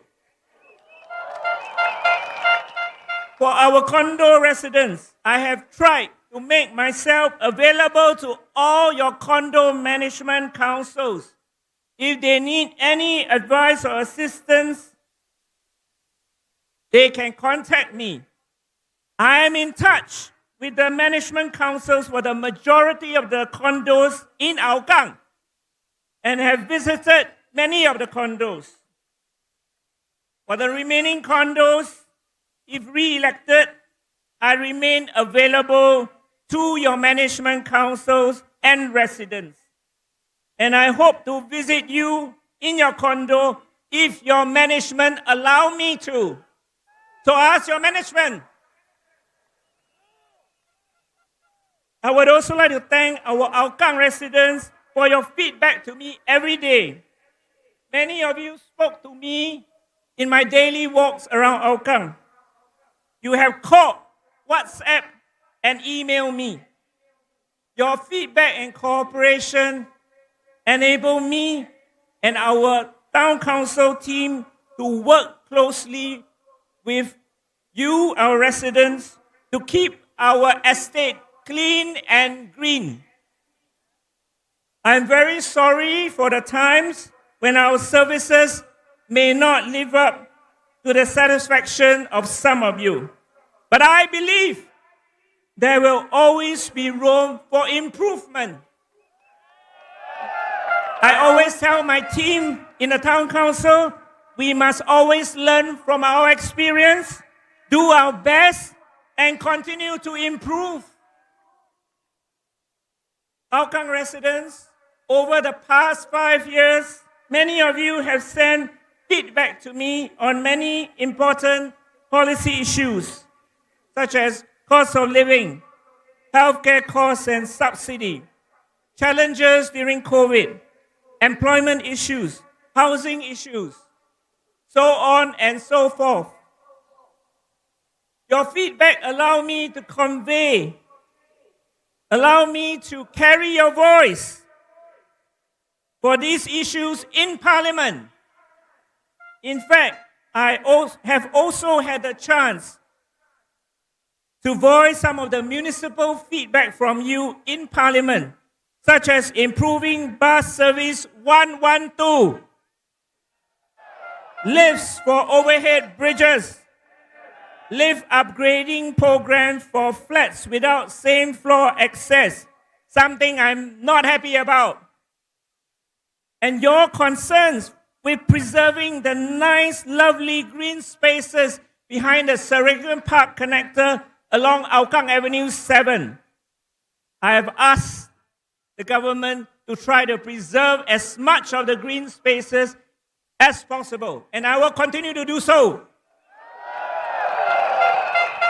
Thank you very much for all your feedback. They are very important to me.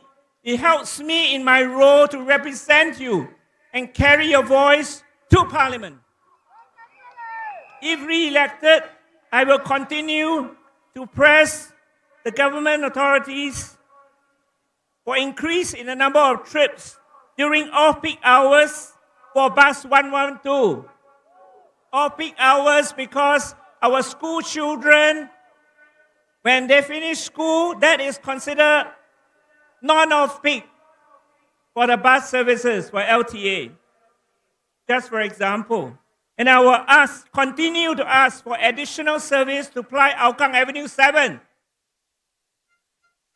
Dear residents, when I took over from Mr. Peng Ying Huat 5 years ago, our Hougang HDB estate was already busy with different upgrading programs. In the past 5 years, upgrading and improvement projects have continued non-stop. For example, neighborhood renewal programs or repainting and redecoration programs have been carried out in our HDB precincts at Hougang Avenue 2, 3, 5, and 7. There were also home improvement projects by HDB. Such projects will continue in other precincts in the next term. Many shelter drop-offs and walkways have been built along with playgrounds and fitness stations. We have carefully planned and built an extended shelter network stretching from Tampines Road to the junction of Hougang Avenue 7 and Avenue 8 opposite Nativity Church. The Town Council and I have also started with our consultant on the neighborhood renewal project for Hougang Central. I am so excited with the plans, which include shelter drop-off, new playgrounds, and sheltered walkways. I hope to personally ensure and see to the plans coming to fruition for our dear Hougang Central residents.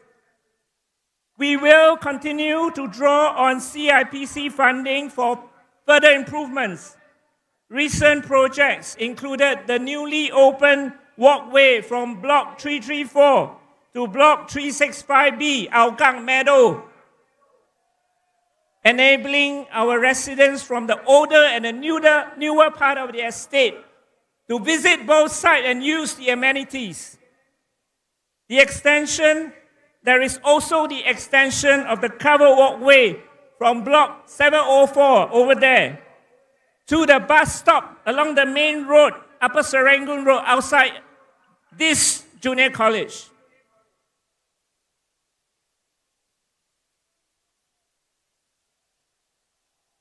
There is more work to be done, and I hope Hougang residents will give your vote to me to continue to serve you in Hougang.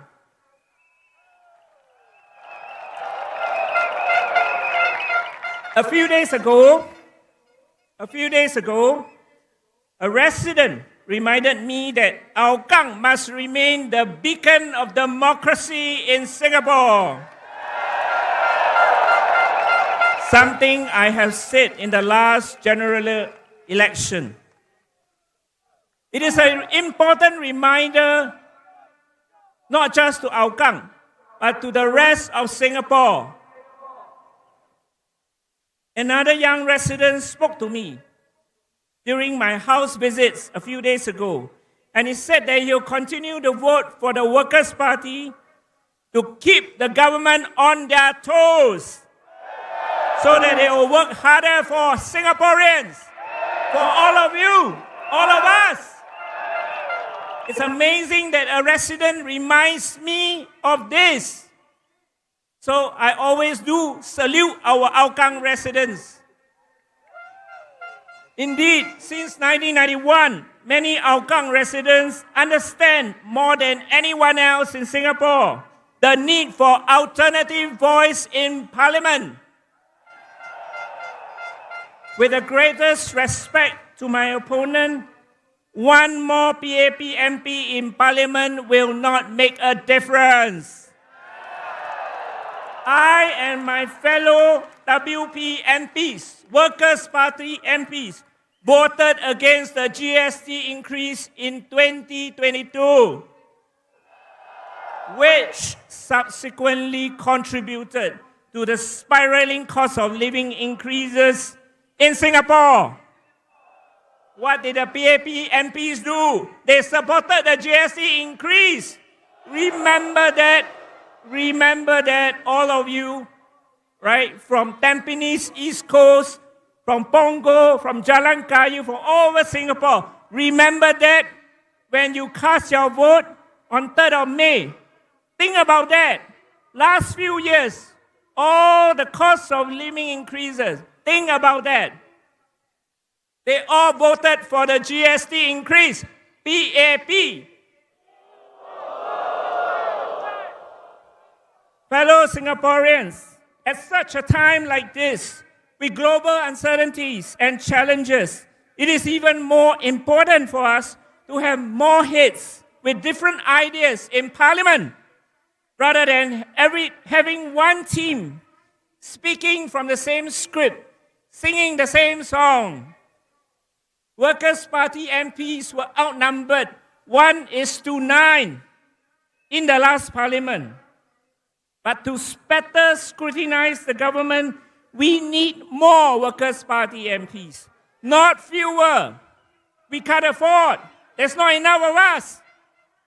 We can only do so much. We need more Workers' Party MPs in Parliament to scrutinize the government. The Workers' Party and I are privileged to have served Hougang residents since 1991. And I hope that Hougang residents will continue to give the Workers' Party strong support for us to continue working for you and speaking out for you for the next 5 years. So on May the 3rd, vote for the Workers' Party, working for Singapore.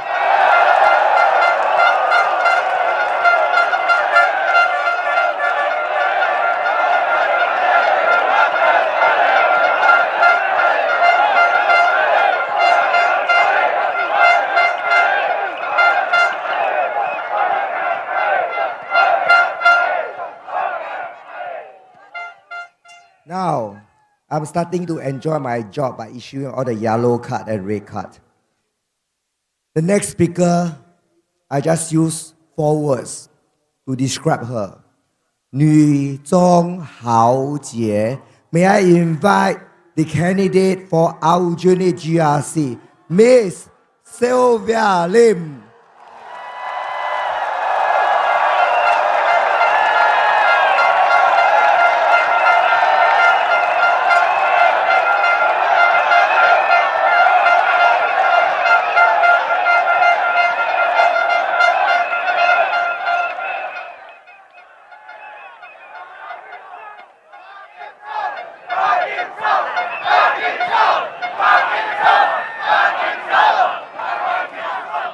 Good evening, dear residents of Serangoon, Bongo, Jalan Kayu, East Coast, Tampines, Changkat, and last but not least, Hougang and Aljunied.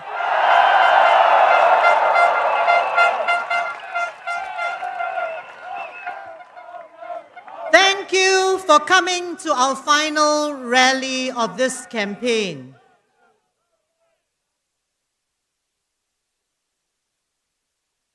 Before I make my speech, I would like to say a big thank you to a group of people that have ensured that these elections and rallies proceed in an orderly manner. Our men and women in blue.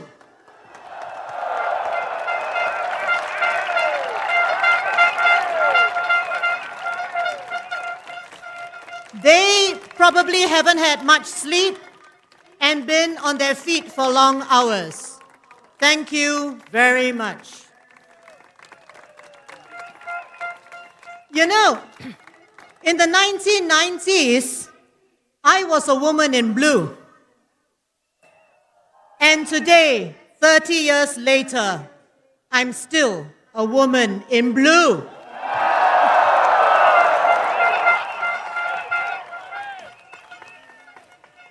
Please let me address our Aljunied voters in Chinese before continuing in English.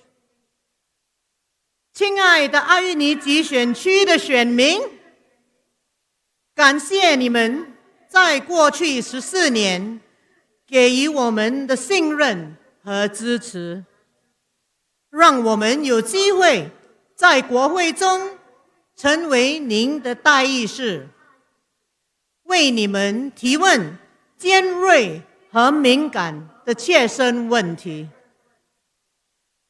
阿育尼后港市政理事会已经从风雨中走出困境，也得到国家发展部的最高评价。这些年，我们也改进了邻里的许多设施。在未来的5年，我们会继续改善您的居家生活环境。我们过去如有做得不足的地方，请大家多多包容和见谅。我们会不断改进，做得更好。感谢大家过去10年中和我们分享你们在生活中的酸甜苦辣，让我们受益良多。今年我公布了婚讯后，你们送上亲手特制的贺卡和满满的祝福，为我带来阵阵的暖意。再次谢谢你们的关爱。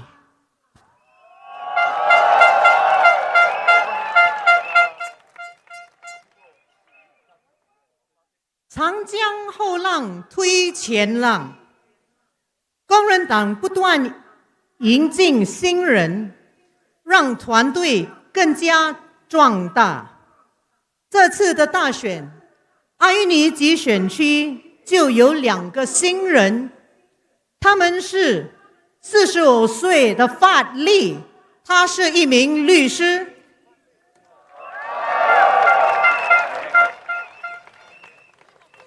另一位是36岁的张文杰，从事人工智能行业。工人党在国会中会坚守岗位，为国效劳。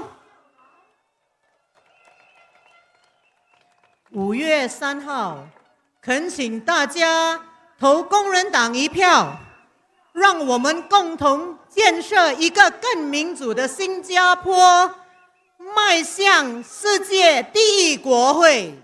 谢谢大家。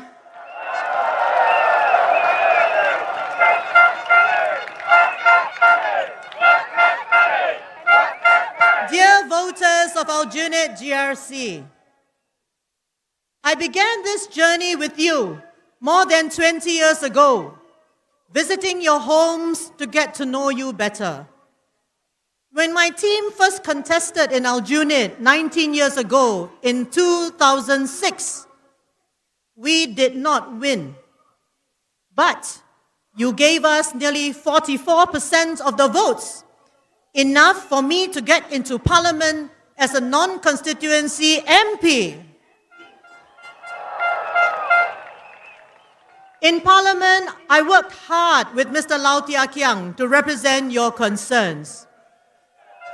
Then 5 years later, in 2011, you took a leap of faith with the Workers' Party and sent a whole GRC of 5 more MPs into parliament.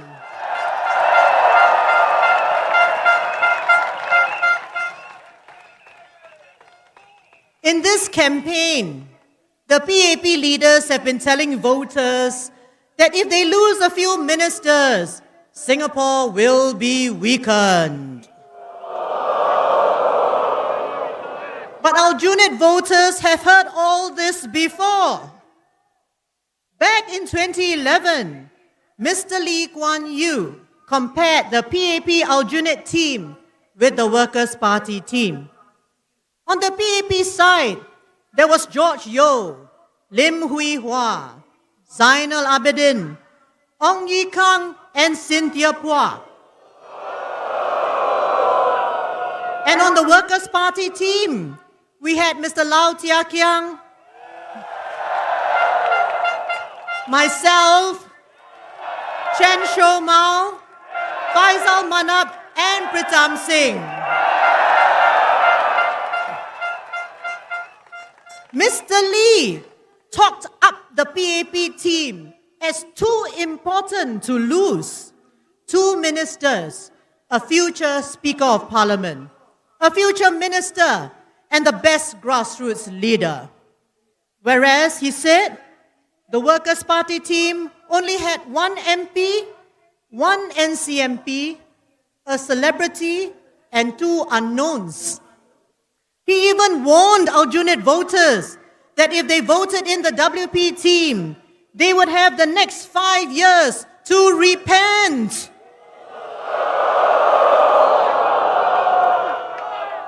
But since the PAP lost our unit, has Singapore been weakened? Life goes on. And guess what? One of the Workers' Party's unknowns is now the leader of the opposition.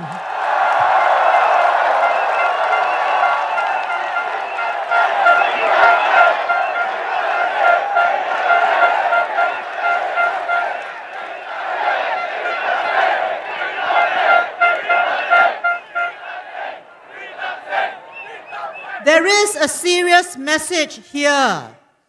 You may only have 1 vote, but together, our votes can chart the future.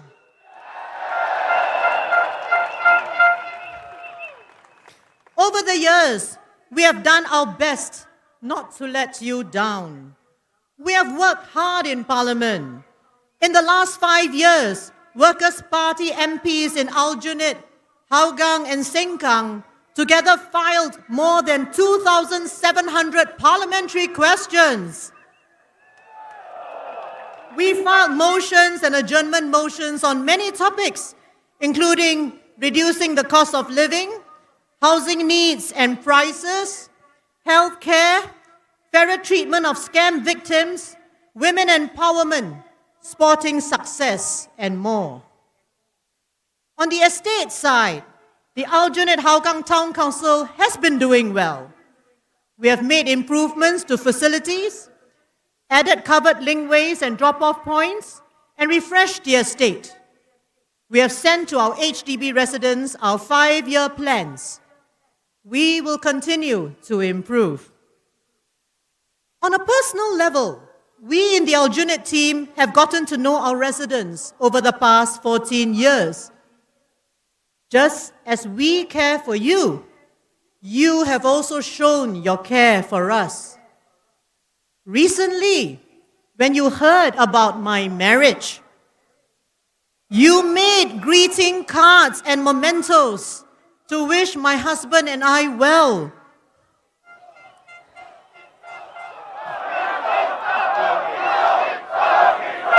And on a lighter note, some of you even offered me the traditional Chinese blessing, 早生贵子, which means, may you have a baby soon.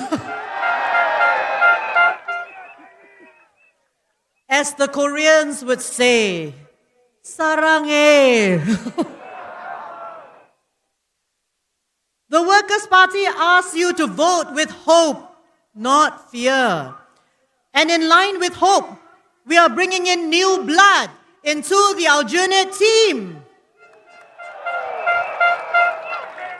First, we have Fadli Fauzi, a 45-year-old lawyer and father of a toddler. And we also have Kenneth Tiong, a 36-year-old father of 2, with an intense interest in technology and AI. We must renew for the future of the Workers' Party and for Singapore. Of course, I shall miss my dear adik Faisal Manab. But this election, he has an important mission to lead in the neighboring Tampines GRC.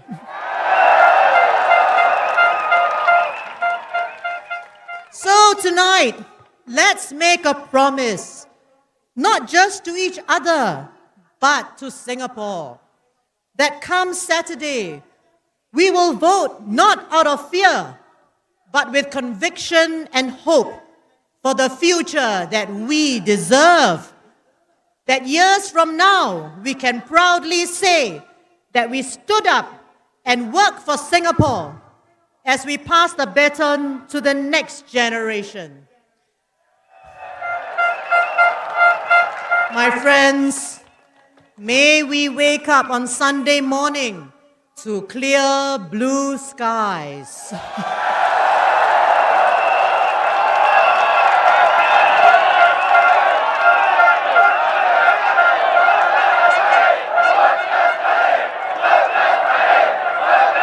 Votes for the Workers' Party, working for Singapore.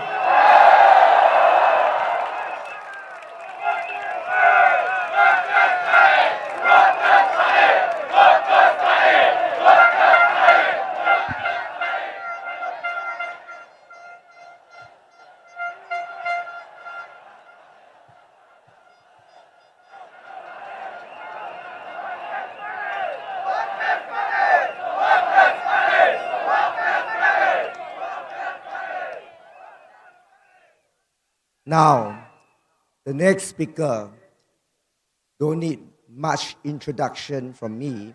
He's the man himself, Mr. Pritam Singh.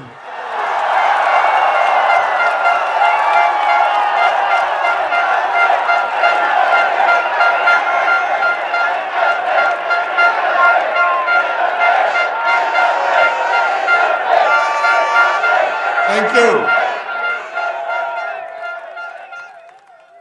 Thank you. There's no better feeling than being here in Hougang. Good evening, my fellow Singaporeans. Tonight, I will address a few points raised by the PAP during this election campaign.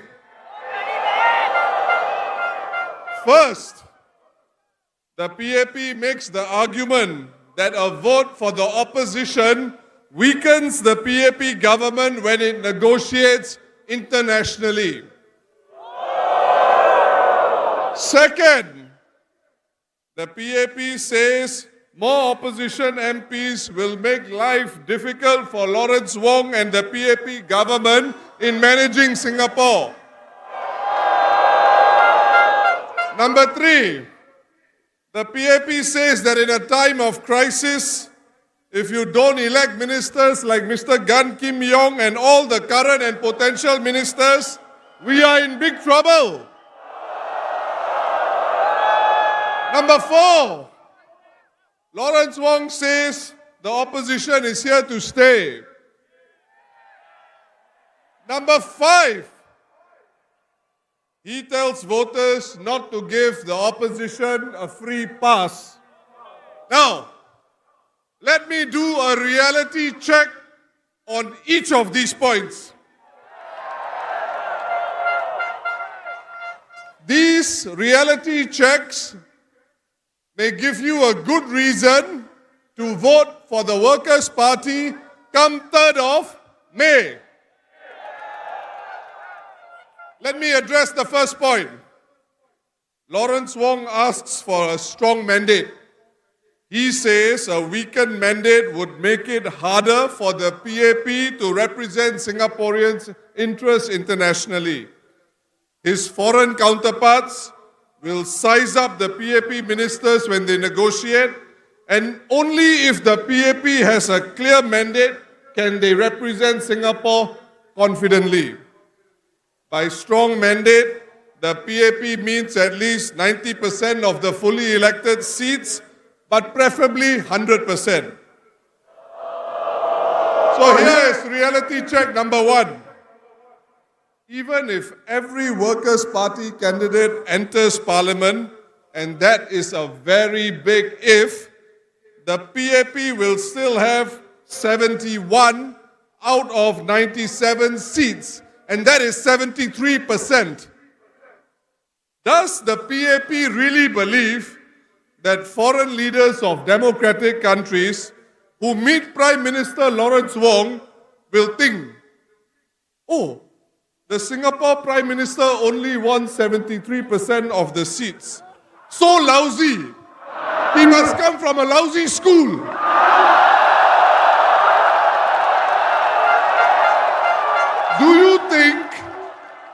Do you actually think the foreign leaders will say this?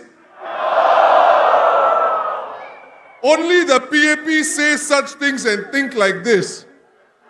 Let me tell you, foreign leaders of democracies would give their right arm and right leg for 73% of the seats in Parliament. They would say 73% is a fantastic result.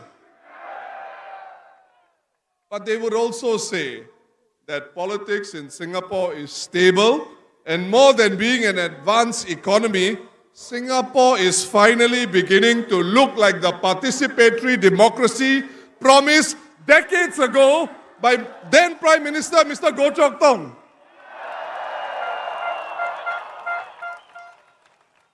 My second point is on PM Lawrence Wong saying that voting in more opposition weakens the PAP in governing Singapore. So, reality check number two. Once the PAP forms government, it can pursue its full agenda. Winning a majority of the seats would allow the PAP to pass all the bills that it wants. And just 65 seats will give the PAP a two-third majority.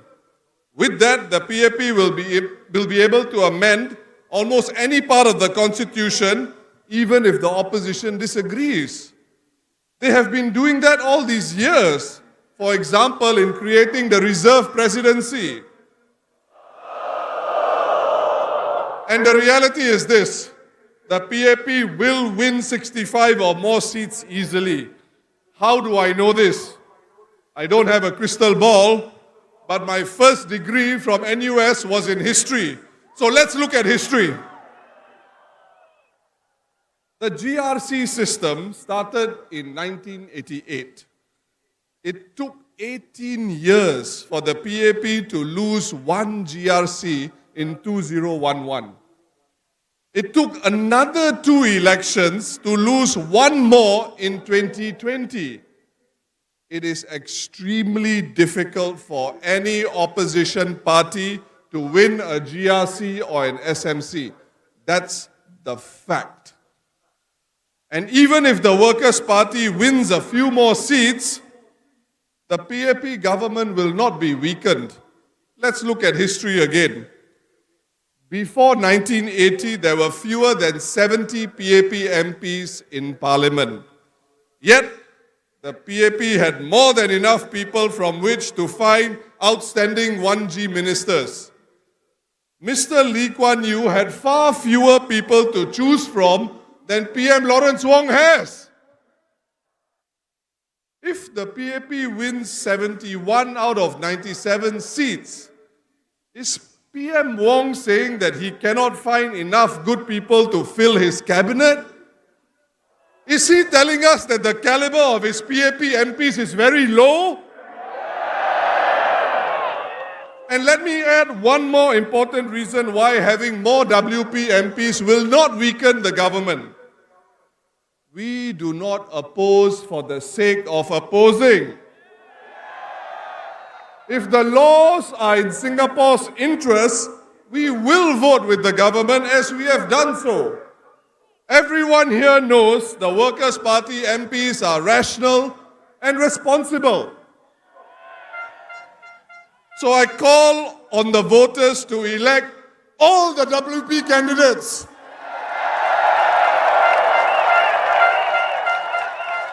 Even if all our candidates are elected, the PAP will still have more than 2/3 of the seats.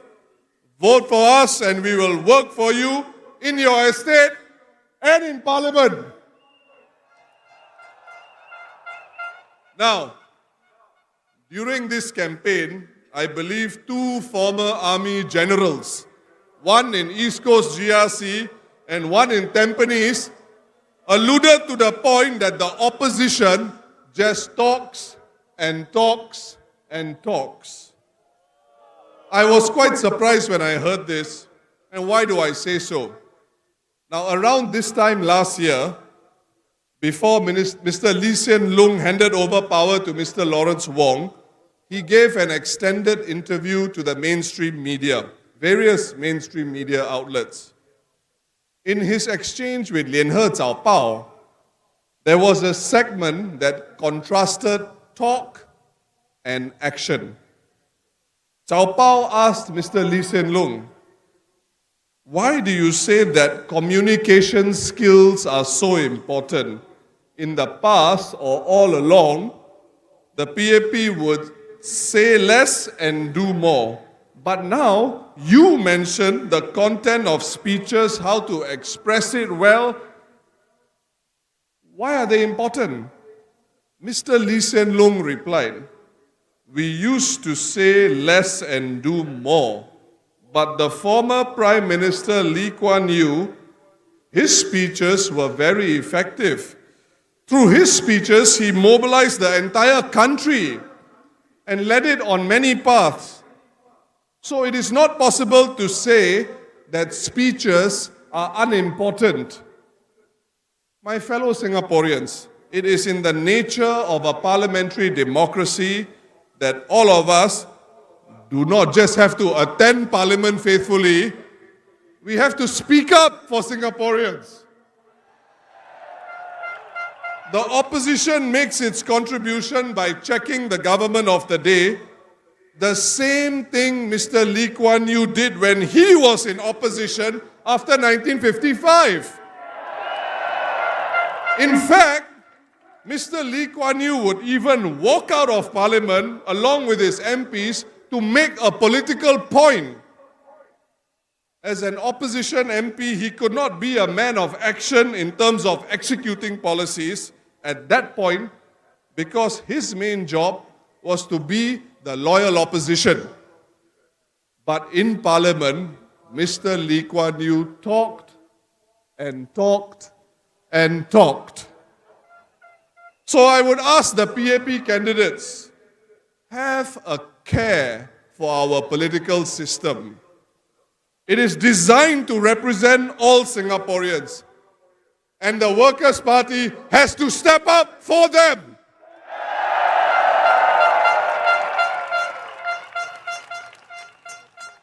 And 2 days ago, Mr. Chan Chun Sing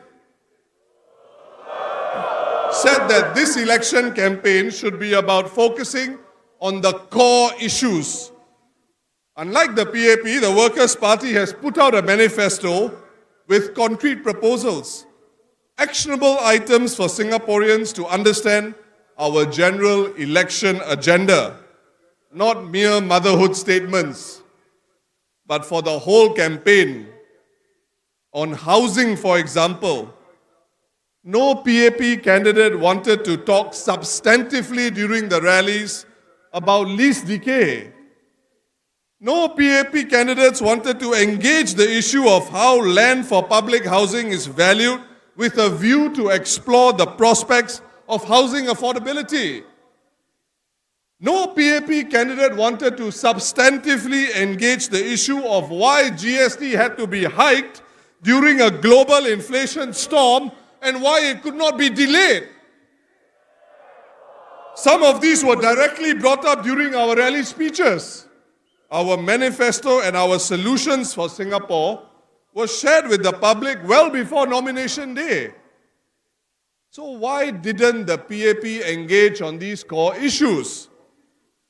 Beyond advocating for a fairer and more just and thoughtful policy in Parliament, we have encapsulated our vision in our manifesto with concrete ideas that envision the type of Singapore we want for our people. So far from weakening Singapore, the Workers' Party will bring the voices of Singaporeans into government through Parliament.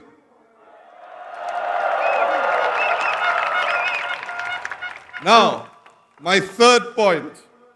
Lawrence Wong says that in times of severe crisis, if you don't elect ministers like Gan Kim Yong and all his current and potential ministers, we are in big trouble. He says we risk our lives and future if we vote for the Workers' Party.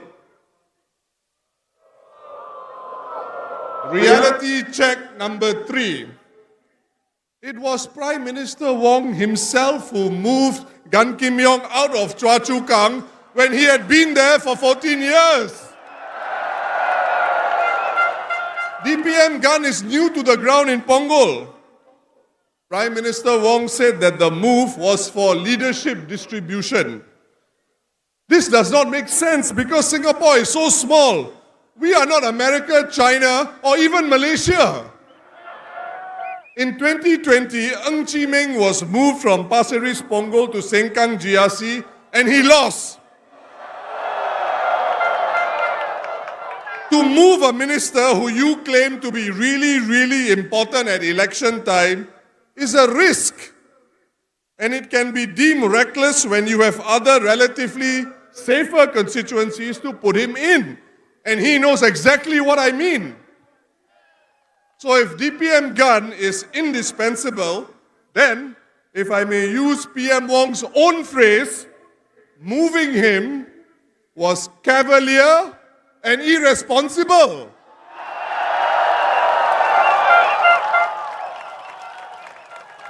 Senior Minister Lee Hsien Loong says, or he said at the rally, that voters should not play dangerous games and vote tactically.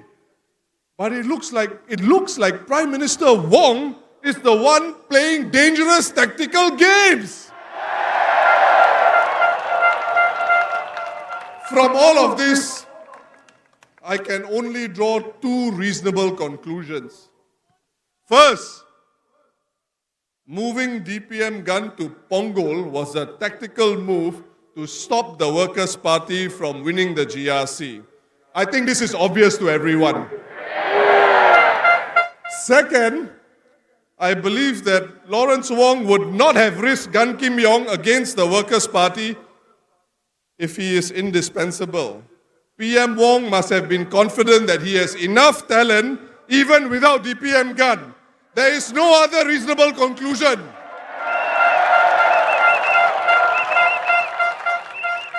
Now, if he is not confident that he has enough ministers, would he have allowed 4 ministers to retire? Would PM Wong have let Teo Chee Hian, Heng Swee Keat, Ng Eng Heng, Maliki Osman to step down if he was short of talent? 3 of these ministers are not just heavyweights, they are super heavyweights. If PM Wong truly believed there was a risk to Singapore's future, he would have asked one or more of them to stay on, just like PM Lee Hsien Loong or then PM Lee Hsien Loong remained as Prime Minister during COVID. But PM Wong let them go. These 4 ministers who retired are years younger than Senior Minister Lee Hsien Loong, who remains in cabinet. Without a single vote being cast, it was not the voters or the opposition parties, but Prime Minister Wong who removed 4 ministers. But now he says to the voters, don't vote out serving ministers. Voters and the media should ask him, is DPM gun truly indispensable? If so, why did you risk him and risk our future?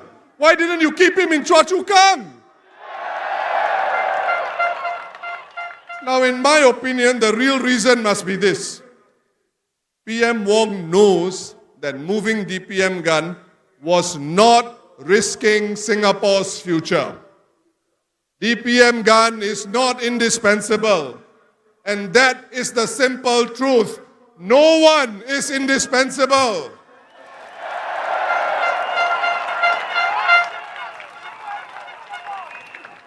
If DPM gun is not re-elected, Singaporeans need not feel guilty. After all, you didn't put him at risk, the PAP did.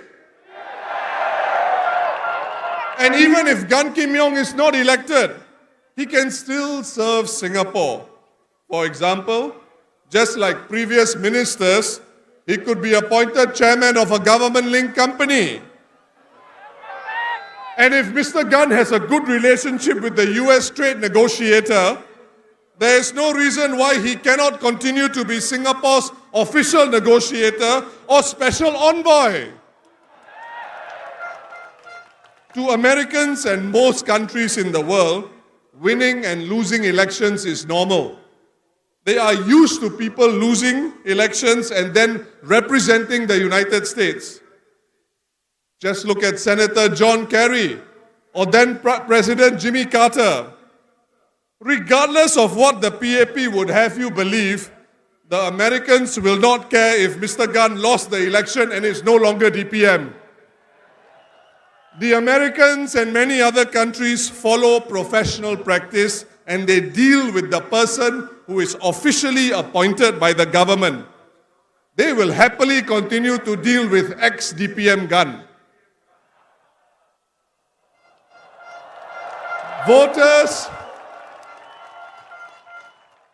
Voters of Punggol GRC, as our candidate in Punggol GRC, Alexis Dang Pei Yen, said in her rally speech, don't fall for the same trick that was played on East Coast GRC in GE 2020. And to the voters in Tampines and East Coast, just like DPM Gan can serve elsewhere, the same goes for Minister Masagos and Edwin Tong.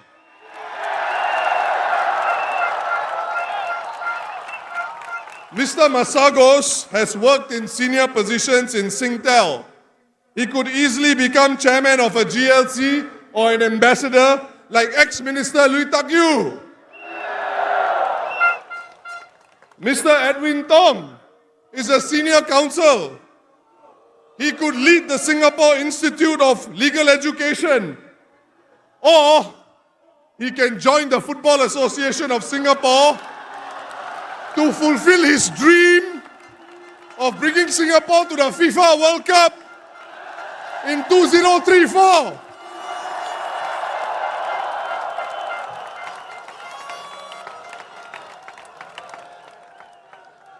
My fourth point.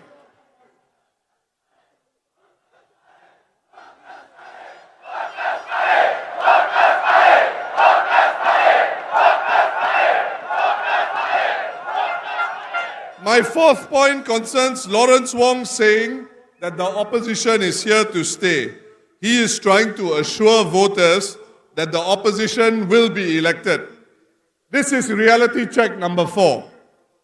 The PAP wants to win all the parliamentary seats. Teo Chee Hean personally walked the ground with the PAP Aljunied team, and he said, and I quote, "We don't give up any constituency," unquote. Make no mistake, the PAP never gives up. Voters of Aljunied, Hougang, Sengkang, and all the other constituencies where the Workers' Party is contesting, we do not take your vote for granted. We must fight for every single vote. Every single vote is precious for the Workers' Party. To the voters in Tampines, Changkat, East Coast, Punggol, Jalan Kayu, please do not assume that Aljunied, Hougang and Sengkang are in any way safe for the Workers' Party. There are never any safe seats for the opposition. Even Aljunied was nearly lost in 2015. The margin was a razor-thin 2%.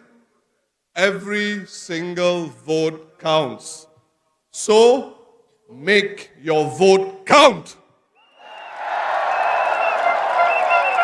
The PAP is dominant and it always campaigns hard. Vote for the Workers' Party to create a more balanced political system. My fifth and final point is on Lawrence Wong's comment of, "Don't give a free pass to the opposition." He said voters should apply the same standards to the PAP and opposition candidates. So, reality check number 5. The PAP created the GRC system. Since 1988, GRCs have protected dozens of new PAP MPs. For this election, a few PAP candidates never worked the ground until recently.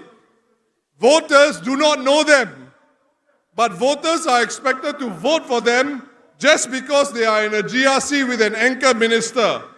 That is what I call a free pass.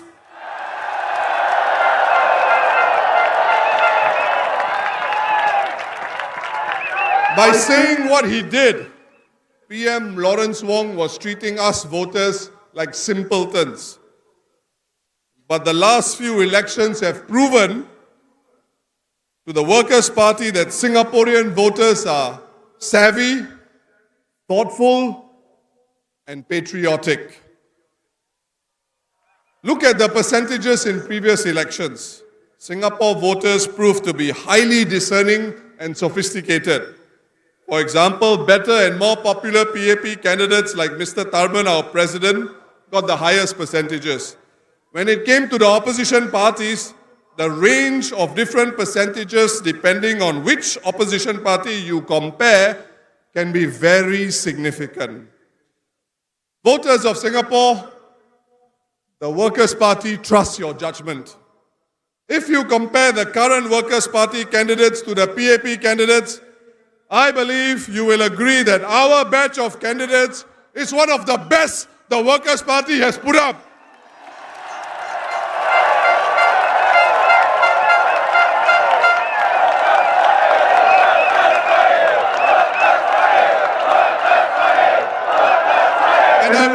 one step further.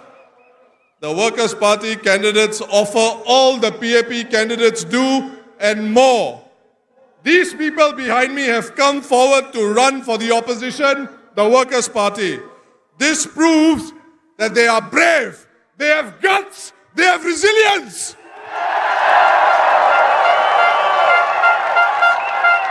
PAP candidates have nothing to lose when they run. Maybe they lose a little privacy. But what other risks do they take? Upon entering politics, PAP candidates and MPs certainly enhance their careers. In comparison, the Workers' Party candidates have little to gain and everything to lose. Actually, I should correct myself. It is not true that the Workers' Party candidates have nothing to gain. They do. By standing as Workers' Party candidates, they acquire the privilege of standing up for Singaporeans, for a more balanced political system, and being counted.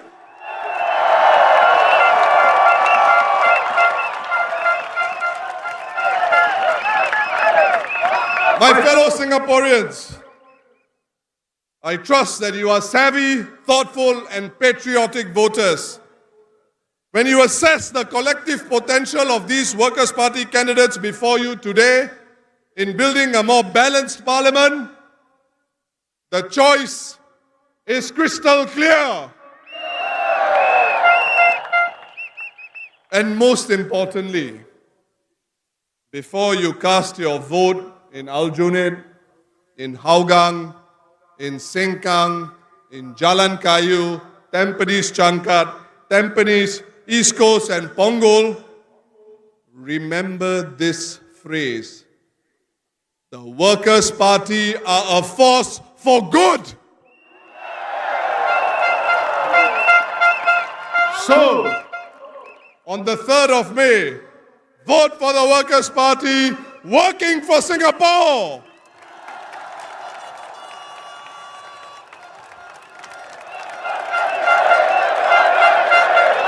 Thank you. Now, it gives me great pleasure and great honor to introduce someone up on the stage to join you. He was the former Member of Parliament for Hougang, former Member of Parliament for Aljunied, former Secretary General of the Workers' Party, Mr. Lau Tia Kiang.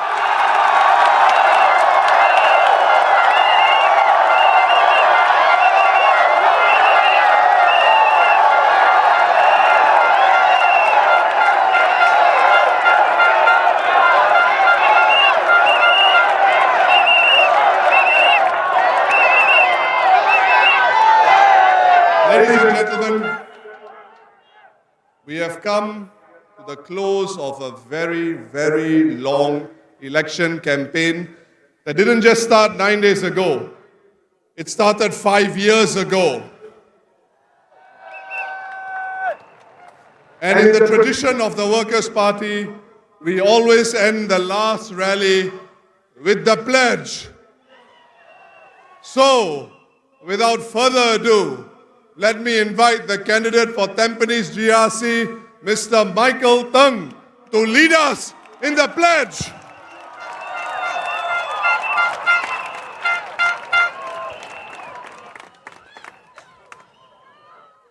We, the citizens of Singapore, pledge ourselves as one united people, regardless of race, language, or religion, to build a democratic society based on justice and equality, so as to achieve happiness, prosperity, and progress for our nation. Thank you. Thank you, everyone. Please make your way home safely. Thank you for all your support this entire election. And remember, on May the 3rd, to vote the Workers' Party.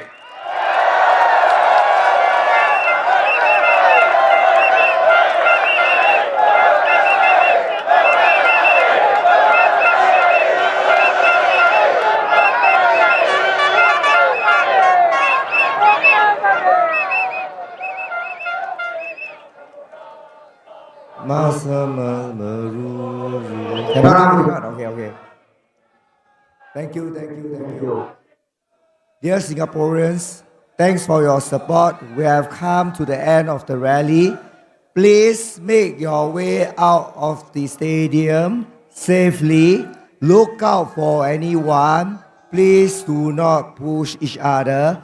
Pick up the litter on the way out as well. We wish you a good evening. Thank you very much, Singapore. Thank you.